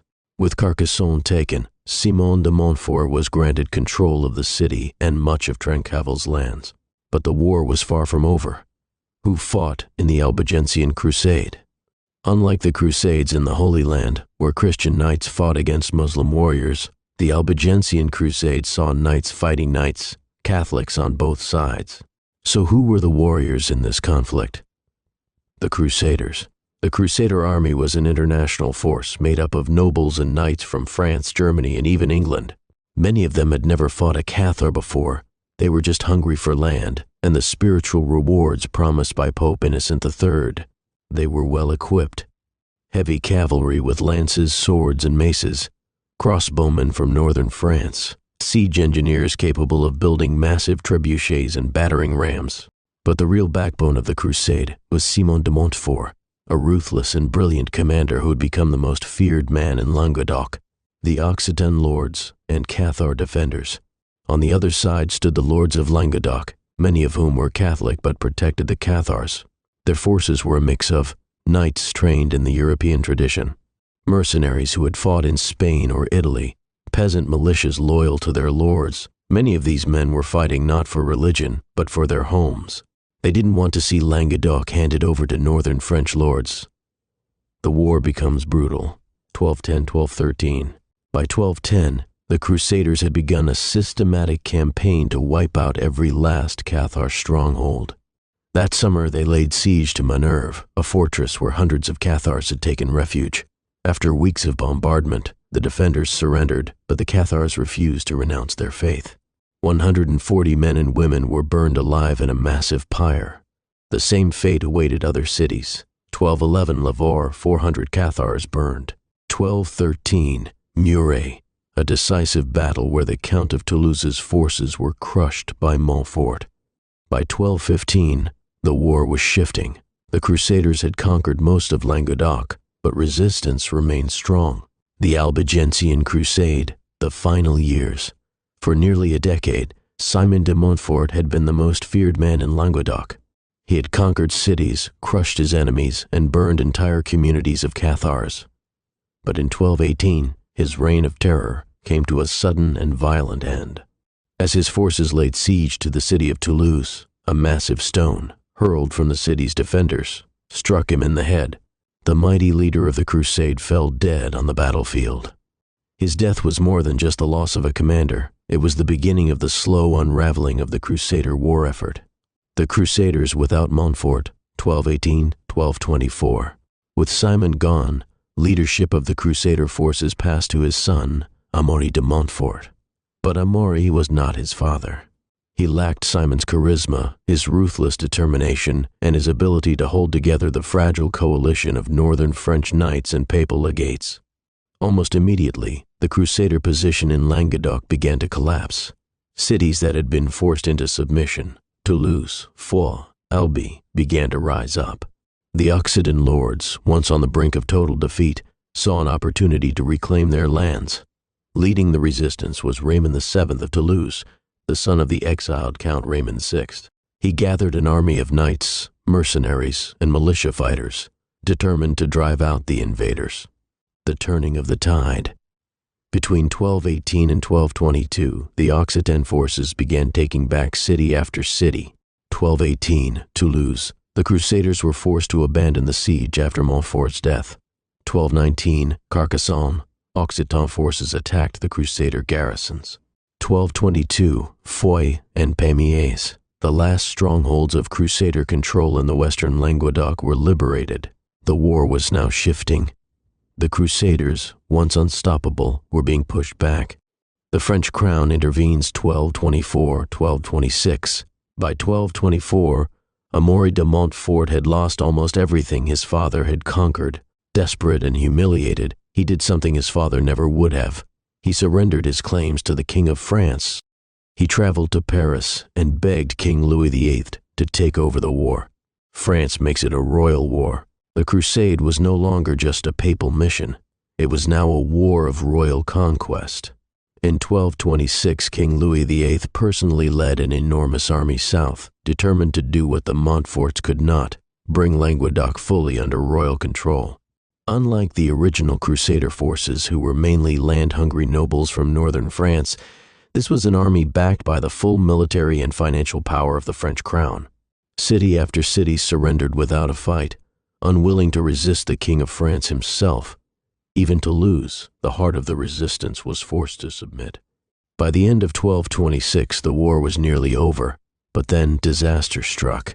King Louis VIII suddenly died of dysentery on his way back to Paris. With the king dead, the final resolution of the war was left in the hands of his wife and son. The Treaty of Paris 1229, the official end of the crusade. With the king dead, the war could not continue forever. The remaining lords of Languedoc, seeing no hope of resisting indefinitely, agreed to negotiate peace. On April 12, 1229, the Treaty of Paris was signed. The war was officially over, but at what cost? The terms of the treaty. 1. Raymond VII of Toulouse had to publicly submit to the King of France. 2. Languedoc was absorbed into the French kingdom. 3. All Cathars were to be hunted down and converted or destroyed. For Toulouse and the Occitan lords, it was the end of their independence. The south of France was now firmly under Parisian rule, and the once powerful culture of Languedoc would never recover. But for the Cathars, the war was far from over. The aftermath, the hunt for the last Cathars. Though the war had ended, the extermination of the Cathars had not. With open warfare no longer an option, the Catholic Church turned to a new weapon, the Inquisition. The rise of the Inquisition. The medieval Inquisition was created in 1233, tasked with rooting out every last remaining Cathar believer. Across Languedoc, suspected heretics were tortured until they confessed, burned at the stake if they refused to convert, stripped of their lands and possessions. For decades, the Inquisition hunted down the last Cathar communities. The fall of Montségur 1244, the last stand of the Cathars. The final great battle came in 1244, when the last Cathar stronghold, Montségur, was besieged. After 9 months, the fortress fell. Over 200 Cathars refused to renounce their faith and were burned alive. With that, Catharism was effectively wiped out. The legacy of the Albigensian Crusade. The Albigensian Crusade was one of the darkest chapters of medieval history. It was a war that wiped out an entire belief system, destroyed an independent culture, and reshaped France forever. The Cathars were gone, the South was conquered, and the idea that the Church could declare crusades against fellow Christians had been firmly established. We must remember, while the Albigensian Crusade raged on, the Fifth Crusade and the Baltic Crusades did as well. Next up, we will continue our Crusader series by rewinding a bit and looking toward the Holy Land as we dive into the Fifth Crusade. The Baltic Crusades raged on as well. Next, we will cover the fate of the Livonian Brothers of the Sword and see an introduction of the infamous Teutonic Order to the region with the Baltic Crusades Part 2. Thanks for watching and see you all next time. As always, like and subscribe for more content. As the Albigensian Crusade and Baltic Crusades raged on in the year 1213, the Christian world found itself once again summoned to holy war. 3 concurrent crusades would persist. Pope Innocent III, the most powerful pope of the Middle Ages, had already launched the Fourth Crusade. But its catastrophic detour, culminating in the sack of Constantinople, had done little to reclaim the Holy Land. Now, with a pen dipped in holy ink and a vision of redemption, he issued the papal bull Quia Maior, calling for a new crusade, this time to strike at the heart of Muslim power Egypt. Innocent's bull emphasized unity and penance. He promised salvation to all who took up the cross. But this time, the focus would not be Jerusalem. It would be the Nile. Egypt, Saladin's power base, was seen as the key to controlling the Levant. In Germany, Hungary, and the Low Countries, bishops rallied their flocks. In France, nobles like Count William I of Holland took up the cross. In Austria, Duke Leopold VI prepared his knights. But perhaps the most famous among them was King Andrew II of Hungary. Andrew II was the first crowned monarch to answer Innocent's call. He was wealthy, pious, and well-prepared, bringing with him a large army, some say nearly 10,000 men. Alongside him came Duke Leopold VI of Austria and hundreds of German nobles, including many who had failed to take part in previous crusades. The first phase of the Fifth Crusade began not in Egypt, but in the Levant. King Andrew's forces landed at Acre and began small-scale raids into Muslim territory. Though the Hungarians performed admirably, their efforts lacked strategic coordination. After a year, Andrew abruptly returned home, some say due to illness, others due to court intrigues. Leadership fell to the papal legate, Cardinal Pelagius of Albano, a stern and inflexible man. With him came John of Brienne, the king of Jerusalem by marriage. A seasoned warrior, John had spent his life defending the fragile Latin kingdom. The Crusaders set their sights on Damietta, a vital port city on the Nile Delta. Controlling it would open the path to Cairo and sever Muslim supply lines. Damietta, a gateway to the Egyptian heartland where the Blue Nile meets the Mediterranean. In June 1218, thousands of Crusaders arrived on its shores. Their mission, to take the city, break the back of the Ayyubid Sultanate, and force the Muslims to surrender Jerusalem. But this was no quick siege. It would become one of the longest and most painful episodes in crusading history. The Crusaders were well equipped, knights from France, Austria, Germany, and Italy. Infantry, siege engines, warships, all under the spiritual command of Cardinal Pelagius of Albano, the iron-willed papal legate. Alongside him stood John of Brienne, the warrior king of Jerusalem. But the two would never see eye to eye. Damietta was heavily fortified. A massive chain blocked the Nile entrance, guarded by a tower that straddled both sides of the river. The Crusaders could not advance until that tower fell. For months, they hammered the defenses. Siege towers rolled forward under a blistering sun. Disease spread. The Nile flooded, unpredictably, but still they pushed on. Finally, in November, after 5 brutal months, the Crusaders breached the harbor tower. The chain was severed. The Nile was open.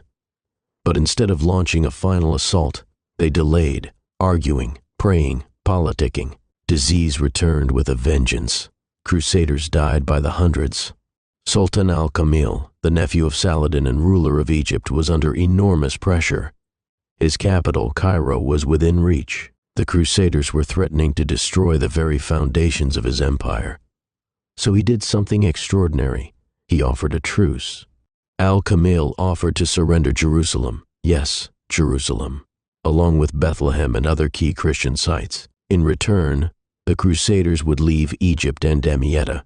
It was the exact goal of the crusade, achieved without more bloodshed. John of Brienne urged the legate to accept. "What more could we want?" he said. "Take Jerusalem, restore the kingdom." But Pelagius refused. "Why settle for Jerusalem," he said, "when Egypt itself could fall? Why take what the enemy offers when we can take more by force?" The offer was withdrawn. Al-Kamil fortified Damietta and prepared for a long fight. Months passed. More Crusaders died of illness than in battle. But in November 1219, the city's defenses finally crumbled. Damietta fell. It was hailed as a divine victory. The Crusaders celebrated with mass and feasting, but the city was a corpse. Starvation, disease, and flood had gutted it. And now, they didn't know what to do. In July 1221, Pelagius made a fatal decision. Ignoring warnings, he marched on Cairo, believing divine favor would carry them through. But the Nile betrayed them. Al-Kamil had waited patiently. He opened the dams. The Nile flooded. The Crusader army, heavy, slow, armor-clad, was trapped in rising water and choking mud. Food ran out. Horses drowned. Soldiers dropped from heat and dysentery. They were surrounded. In August 1221, Pelagius surrendered. The Crusaders were allowed to retreat, but only if they gave up Damietta. They agreed. The crusade had lasted 4 years. It had begun with divine ambition and ended with bitter defeat. Jerusalem was still lost. Egypt had held strong, and thousands of lives had been sacrificed for a cause sabotaged by pride, poor planning, and refusal to compromise. The Fifth Crusade would haunt Europe. It would prove that not every holy war ended in glory, and that sometimes the better path is the one offered by your enemy. But this was not the end of crusading. Another would rise, one led by a brilliant and controversial emperor, and it would take no army at all. Welcome back to the Historian Translates in Part 10 of the Crusades Anthology series. Today we have the Sixth Crusade, Frederick II's War Without Swords. This is the story of a crusade without bloodshed, a war waged not with swords, but with diplomacy. The year is 1228, and one man, excommunicated, controversial, cunning, will do what others could not. Welcome to the Sixth Crusade. When Pope Honorius III called for a new crusade in 1217, few could have predicted the unlikely hero to come. Jerusalem had been lost since 1187. The Fifth Crusade had failed to reclaim it, and yet hope still clung to the walls of Christendom. The Holy Land had to be redeemed, and Honorius turned to a rising star, Frederick II. Frederick II, brilliant, educated, multilingual, a man of the sword and the scroll, he promised to take the cross, but he delayed. Again and again. In 1227, Pope Honorius died. His successor, Gregory IX, had no patience for games. When Frederick again postponed his departure, citing illness, the Pope excommunicated him. But Frederick defied Rome.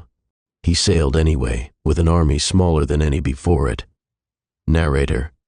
He arrived in the East, that excommunicated, isolated, but you undeterred. Unlike previous crusaders, Frederick didn't march on Jerusalem. He negotiated for it. Sultan al-Kamil of Egypt, nephew of the great Saladin, faced pressure on all sides, rebellions, rival claimants, crusaders in Cyprus. And Frederick? He offered something rare, peace.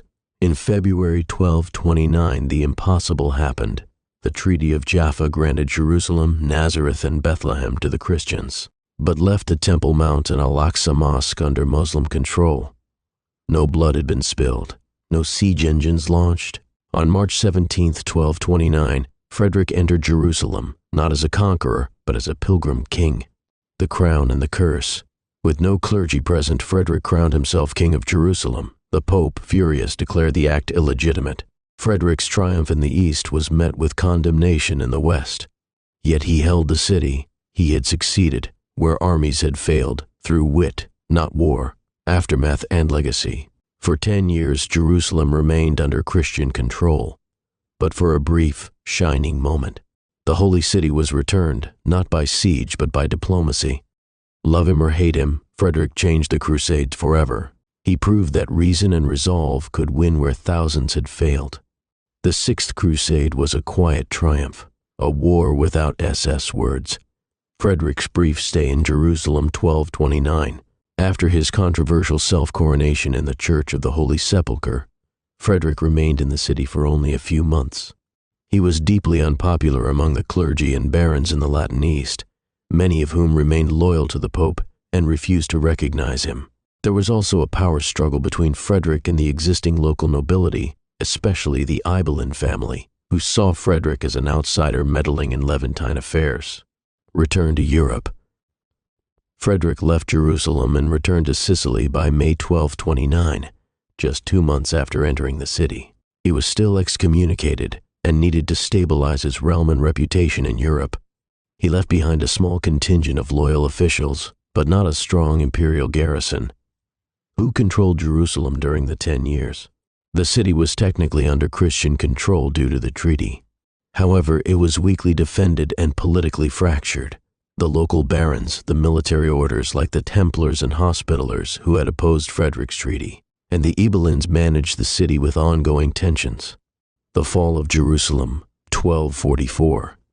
In 1244, the Khwarezmian Turks, a displaced and ferocious force from Central Asia, swept into the Levant at the request of the Ayyubids. They sacked Jerusalem brutally, massacring the Christian population. Within a year's time, we would see the fall for the Seventh Crusade. Today's video was brief. Stay tuned next time for the Seventh Crusade, an unlikely alliance. And we've outpaced the Baltic Crusade by a few decades. So tune in to part 3 of the Baltic Crusades. And as always, like and subscribe for more content. Welcome back to The Historian Translates in part 11 of my History of the Crusades series. We left off with the Sixth Crusade and King Frederick II sailing to Jerusalem and negotiating a peace deal, the Treaty of Jaffa, with the Muslims. This awarded Jerusalem to the Christians. He crowned himself King of Jerusalem, but was excommunicated from the Catholic Church and not recognized by Pope as king.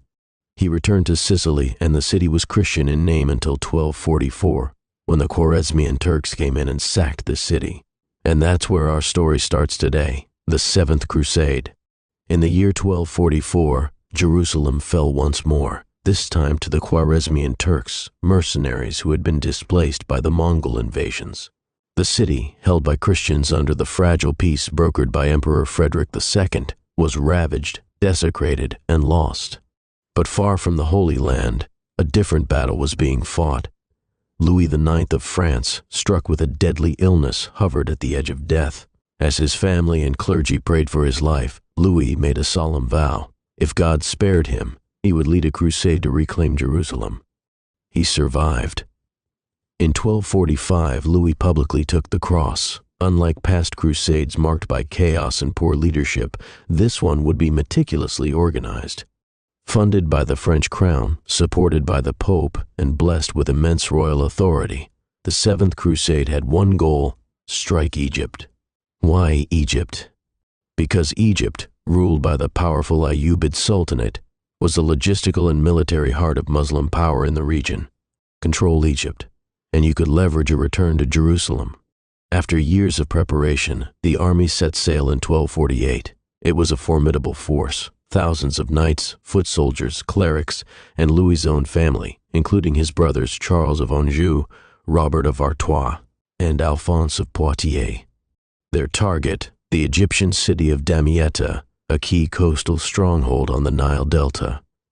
On June 5, 1249, the Crusaders stormed ashore. To their shock, the Egyptian army melted away in confusion. Damietta was taken with barely a fight. For a moment it looked as if the campaign would succeed. Louis established a fortified base and waited for reinforcements. He ensured supplies were secured and his army well organized, but he also hesitated. And the Nile, silent, winding, and deceptive, was rising. The months dragged on. The land, as I'd cursed, brought the same problems as the Fifth Crusade. Disease spread. The rising Nile made movement difficult. Egyptian forces regrouped under Sultan al-Salih Ayyub, who was soon succeeded by his widow Shajar al-Dur and then by his Mamluk general Turanshah. The Crusaders pressed on, marching south toward Cairo, but found themselves bogged down near al-Mansura, a city fortified by Mamluk warriors and natural obstacles. In February 1250, Louis's brother Robert of Artois, ignoring caution, led a vanguard of crusaders through a narrow breach in the defenses. At first, they had success, even storming parts of the city. But then the trap closed. In a brutal ambush by Mamluk commander Baybars, Robert was killed, and hundreds of knights were slaughtered in the narrow alleys. It was a massacre. The army fell back to Damietta, but it was too late. With the Nile flooding again and supply lines broken, the Crusader army, sick, starving, and demoralized, was surrounded. In April 1250, King Louis IX, the Holy King who had crossed oceans to reclaim Jerusalem, was captured. To his credit, Louis behaved with dignity in captivity. He negotiated the release of his troops in exchange for Damietta and a ransom of 800,000 bezants. He spent 4 years in the Holy Land afterward. not waging war but rebuilding castles, securing Christian ports, and negotiating with Muslim leaders. Though his military campaign had failed, his spiritual resolve endured. April 1250. King Louis IX of France arrived in Acre, the de facto capital of what remained of the Crusader kingdom of Jerusalem. Though the Seventh Crusade had ended in catastrophe, Louis did not return to France in shame. Instead, he chose to remain in the Levant for 4 more years, determined to rebuild, reform, and preserve what little the Latin Christian world still held in the East. This was not an age of great conquests, but of careful diplomacy, military fortification, and subtle maneuvering. The once mighty kingdom of Jerusalem had been reduced to a thin sliver of land along the Levantine coast. Its major cities, Acre, Tyre, Jaffa, Sidon, and Caesarea, were still under Christian control but vulnerable. Surrounded by powerful Muslim neighbors, plagued by internal divisions, and lacking manpower, the Crusader states were in dire need of leadership. Louis would give them just that. Louis immediately began pouring resources into the defense and restoration of the Crusader holdings. He rebuilt the walls of Jaffa, strengthened the port of Caesarea, and funded the construction of new castles and watchtowers to resist future invasions. His engineers repaired aqueducts, fortified gates, and redesigned fortresses using the latest in European military architecture. Louis wasn't just building stone walls, he was buying time. Understanding the need for unity, Louis convened regular councils with the military orders, Templars, Hospitallers, and Teutonic Knights. Though these groups often bickered and competed for influence, Louis's presence and royal authority helped mediate disputes. He also attempted to curb corruption in the local Christian leadership and insisted that Latin clergy behave with dignity and spiritual purpose. But Louis wasn't content to act only as a military steward. He turned to diplomacy. He sent embassies to nearby Christian allies such as the Kingdom of Cilician Armenia and the Principality of Antioch. More ambitiously, he attempted to open channels with the Mongols, hoping that a powerful alliance could be formed against the Muslim powers. Though these talks yielded little in the short term, they were part of a larger vision, an East rebuilt through coalition and diplomacy. Louis also devoted himself to charitable works. He endowed hospitals, personally cared for lepers and the sick, and ensured that food and supplies flowed into the cities under his protection. He fasted regularly, attended Mass daily, and led religious processions. His devotion was not for show, but genuine. Even Muslim chroniclers recorded their respect for Louis's piety and discipline. By now, Sultan al-Mu'azzam Turanshah was dead, and Egypt had entered a new phase under the Mamluks. But the Mamluk leadership, preoccupied with internal challenges and Mongol threats, allowed a fragile peace with Louis. Louis, for his part, maintained the peace. He knew his weakened position could not afford another war, but he used the time wisely to make the Crusader states stronger than they had been in decades. After 4 years of tireless work, King Louis IX finally returned to France in 1254. He had not won back Jerusalem with the sword, but he had preserved its remnants with faith, stone, and strategy. His legacy in the Holy Land would endure, castles that still stood, peace that lasted, and a moral example that inspired. He would return again. But next time, it would be the 8th Crusade and Louis's final journey. Tune in next time for my video on the 8th Crusade, and stay tuned for my Baltic Crusades Part 5 video. As always, like and subscribe for more.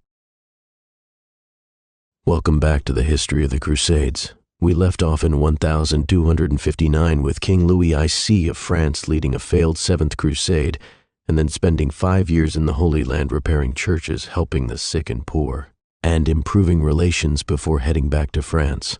That brings you to today, and it had been over a decade since the disastrous 7th Crusade. King Louis IX of France had been defeated, humiliated, and captured in Egypt. And yet, the dream of reclaiming the Holy Land still smoldered in his heart, but the world had changed. In 1265, Pope Clement IV took the throne of St. Peter with a renewed urgency to reignite Christian arms in the East. The Mongols had appeared on the world stage, shattering Islamic powers to the east. Hopes emerged in Europe that an alliance with the Mongols could help crush Muslim rule in the Levant. Louis IX, still haunted by his failure in Egypt, began preparations for another crusade. It would be his last. By the summer of 1270, Louis had gathered a massive force, nobles, knights, and his sons among them. But his eyes were no longer set on Jerusalem or even Egypt. Instead, Louis turned toward a new target, the city of Tunis in North Africa. Why Tunis? Some say Louis believed the Sultan of Tunis might convert to Christianity. Others suggest it was a strategic staging ground to attack Egypt. And some historians whisper of economic motivations, the promise of controlling Mediterranean trade routes. In July of 1270, the fleet departed. Among the leaders were Louis' son, Philip, his brother, Charles of Anjou, now King of Sicily, and Edward of England, who would later launch his own campaign in the Ninth Crusade. The Crusaders landed in Carthage, near Tunis, but they were not prepared for the sweltering heat, or the diseases that came with it. Dysentery and plague tore through the camp. Men died by the hundreds. Among the dead, King Louis IX of France. On August 25, 1270, Louis died in the heat and filth of the camp outside Tunis. His last words were said to be, "Jerusalem, Jerusalem." Charles of Anjou quickly took command. He negotiated a truce with the Sultan of Tunis, securing trading rights and a modest tribute. But the great dream of a victorious crusade had ended in despair.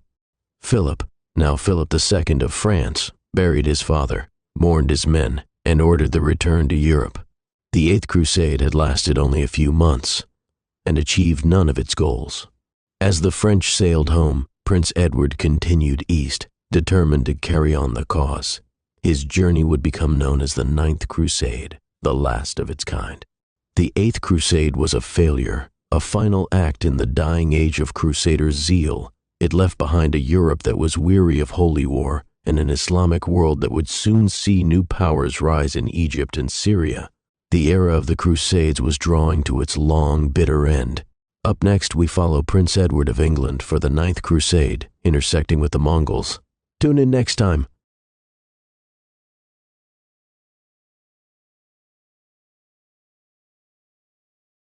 The Ninth Crusade and the fall of Acre, or the last breath of the Crusader kingdoms. By the late 13th century, the dream of Christendom's eternal hold over the Holy Land was fading. The Crusader states, once triumphant and proud, were now shadows of their former glory, besieged, fractured, and gasping their final breaths. The Ninth Crusade, led by England's future King Edward I, would be the last major crusading effort in the Levant. But its flickering flame would be extinguished for good in the Siege of Acre in 1291, an event that marked the end of nearly 200 years of Crusader presence in the Holy Land. But fear not, fellow history learners, every end is simply a new beginning. While the Crusades to the Holy Land came to an end, the Baltic Crusades raged on for over a century. If you haven't tuned in to the Baltic Crusade series, check it out after this video. And the Eighth Crusade in 1270 had ended in tragedy. King Louis IX of France had landed in Tunisia and died shortly after from disease. His death marked the collapse of that effort and left the Crusader states in the Levant more isolated than ever. When the Kingdom of Jerusalem was now based in Acre, Jerusalem itself having been lost in 1244. Acre, Tyre, and Tripoli were the last major Crusader outposts. The Muslim world, meanwhile, was rising in strength, especially under the Mamluk Sultanate, ruled by the powerful Sultan Baybars. Into this fragile world stepped a new crusader, not a king, but a prince. Edward of England, the future King Edward I, arrived in Acre in 1271 with a small but determined force. He would lead what became known as the Ninth Crusade. Edward brought only a few hundred knights, a far cry from the vast armies of the First or Third Crusades. And despite the small force, Edward launched aggressive raids into enemy territory to try to revive Christian strength. Edward's achievements, allied with the Mongols, the Ilkhanate, attempting to launch coordinated attacks on the Mamluks, though this alliance never truly materialized. He led several successful raids around Nazareth and Haifa, and survived an assassination attempt in 1272, likely by a Mamluk agent with a poisoned dagger. Edward was wounded but survived, and shortly after, news reached him his father, Henry II, had died. Edward returned to England to claim the throne, leaving the Crusader states once again without strong Western leadership. The rise of the Mamluks and the reign of Baybars. Baybars, the Mamluk Sultan, had been methodically eliminating Crusader strongholds. Antioch fell in 1268, ending centuries of Frankish presence there, and he pressed against Tripoli and Sidon, harassing Christian trade and pilgrims. And Baybars used both military might and psychological warfare, offering surrenders but destroying those who resisted. After Baybars minus Qalawun and the slow collapse, Baybar's successor, Sultan Qalawun, continued the pressure. One by one the Crusader cities fell, the port of Latakia, the fortress of Margat. By 1289, Qalawun conquered Tripoli itself, the second great Crusader state to fall after Edessa and Antioch. The loss of Tripoli in 1289 sent shockwaves through Europe. Acre now stood as the last major Crusader bastion. Acre had become a city of contradictions, part fortress, part merchant port, and part decaying relic of Crusader glory. Its walls stood tall, but its allies were gone. Tensions rise minus massacre in Acre and the Mamluk response. In 1290, newly arrived Italian and French Crusaders, many undisciplined, massacred Muslim merchants living peacefully inside Acre. Sultan Qalawun, enraged, prepared for war, but died in November 1290. His son Al-Ashraf Khalil took the throne and vowed to finish the job. The siege of Acre. On April 5, 1291, Khalil's army surrounded Acre. Tens of thousands of Mamluk warriors brought with them siege towers, trebuchets, and fire. The Crusaders were heavily outnumbered, but the city had massive fortifications. The Knights Templar, Hospitallers, and Teutonic Knights all took part in the defense, and the siege lasted for 6 weeks, with brutal fighting at the outer walls. Fall of Acre minus May 18, 1291. Mamluk forces breached the walls after a massive assault. The defenders fought street by street, but were overwhelmed. The Grand Master of the Templars, Guillaume de Beaujeu, was mortally wounded in combat, and many citizens fled to the port, trying to escape by ship. The Templars made their final stand in their fortress, which collapsed days later under Mamluk bombardment. On May 28, the Templar citadel fell. The city was gone. Acre, once the capital of the Crusader Kingdom of Jerusalem, was reduced to ruin. Aftermath and the end of an era. When Acre gone, the Crusader states ceased to exist. Tyre, Sidon, and Haifa were evacuated or destroyed within months. The last remaining Crusaders retreated to Cyprus. Scent Crusades had begun with fire and faith. They ended with silence and dust. No major Western army would ever again return to reclaim the Holy Land. And the Ninth Crusade was not a blaze of glory, but a candle flickering in a storm. And when the wind blew in 1291, it was snuffed out forever. The Crusader kingdoms had vanished, but the echoes of their ambition, suffering, and valor would live on in stone and song for centuries to come. For more Crusades, please check out my ongoing Baltic Crusades series. We're in the 1,300 seconds with over a century left of medieval warfare.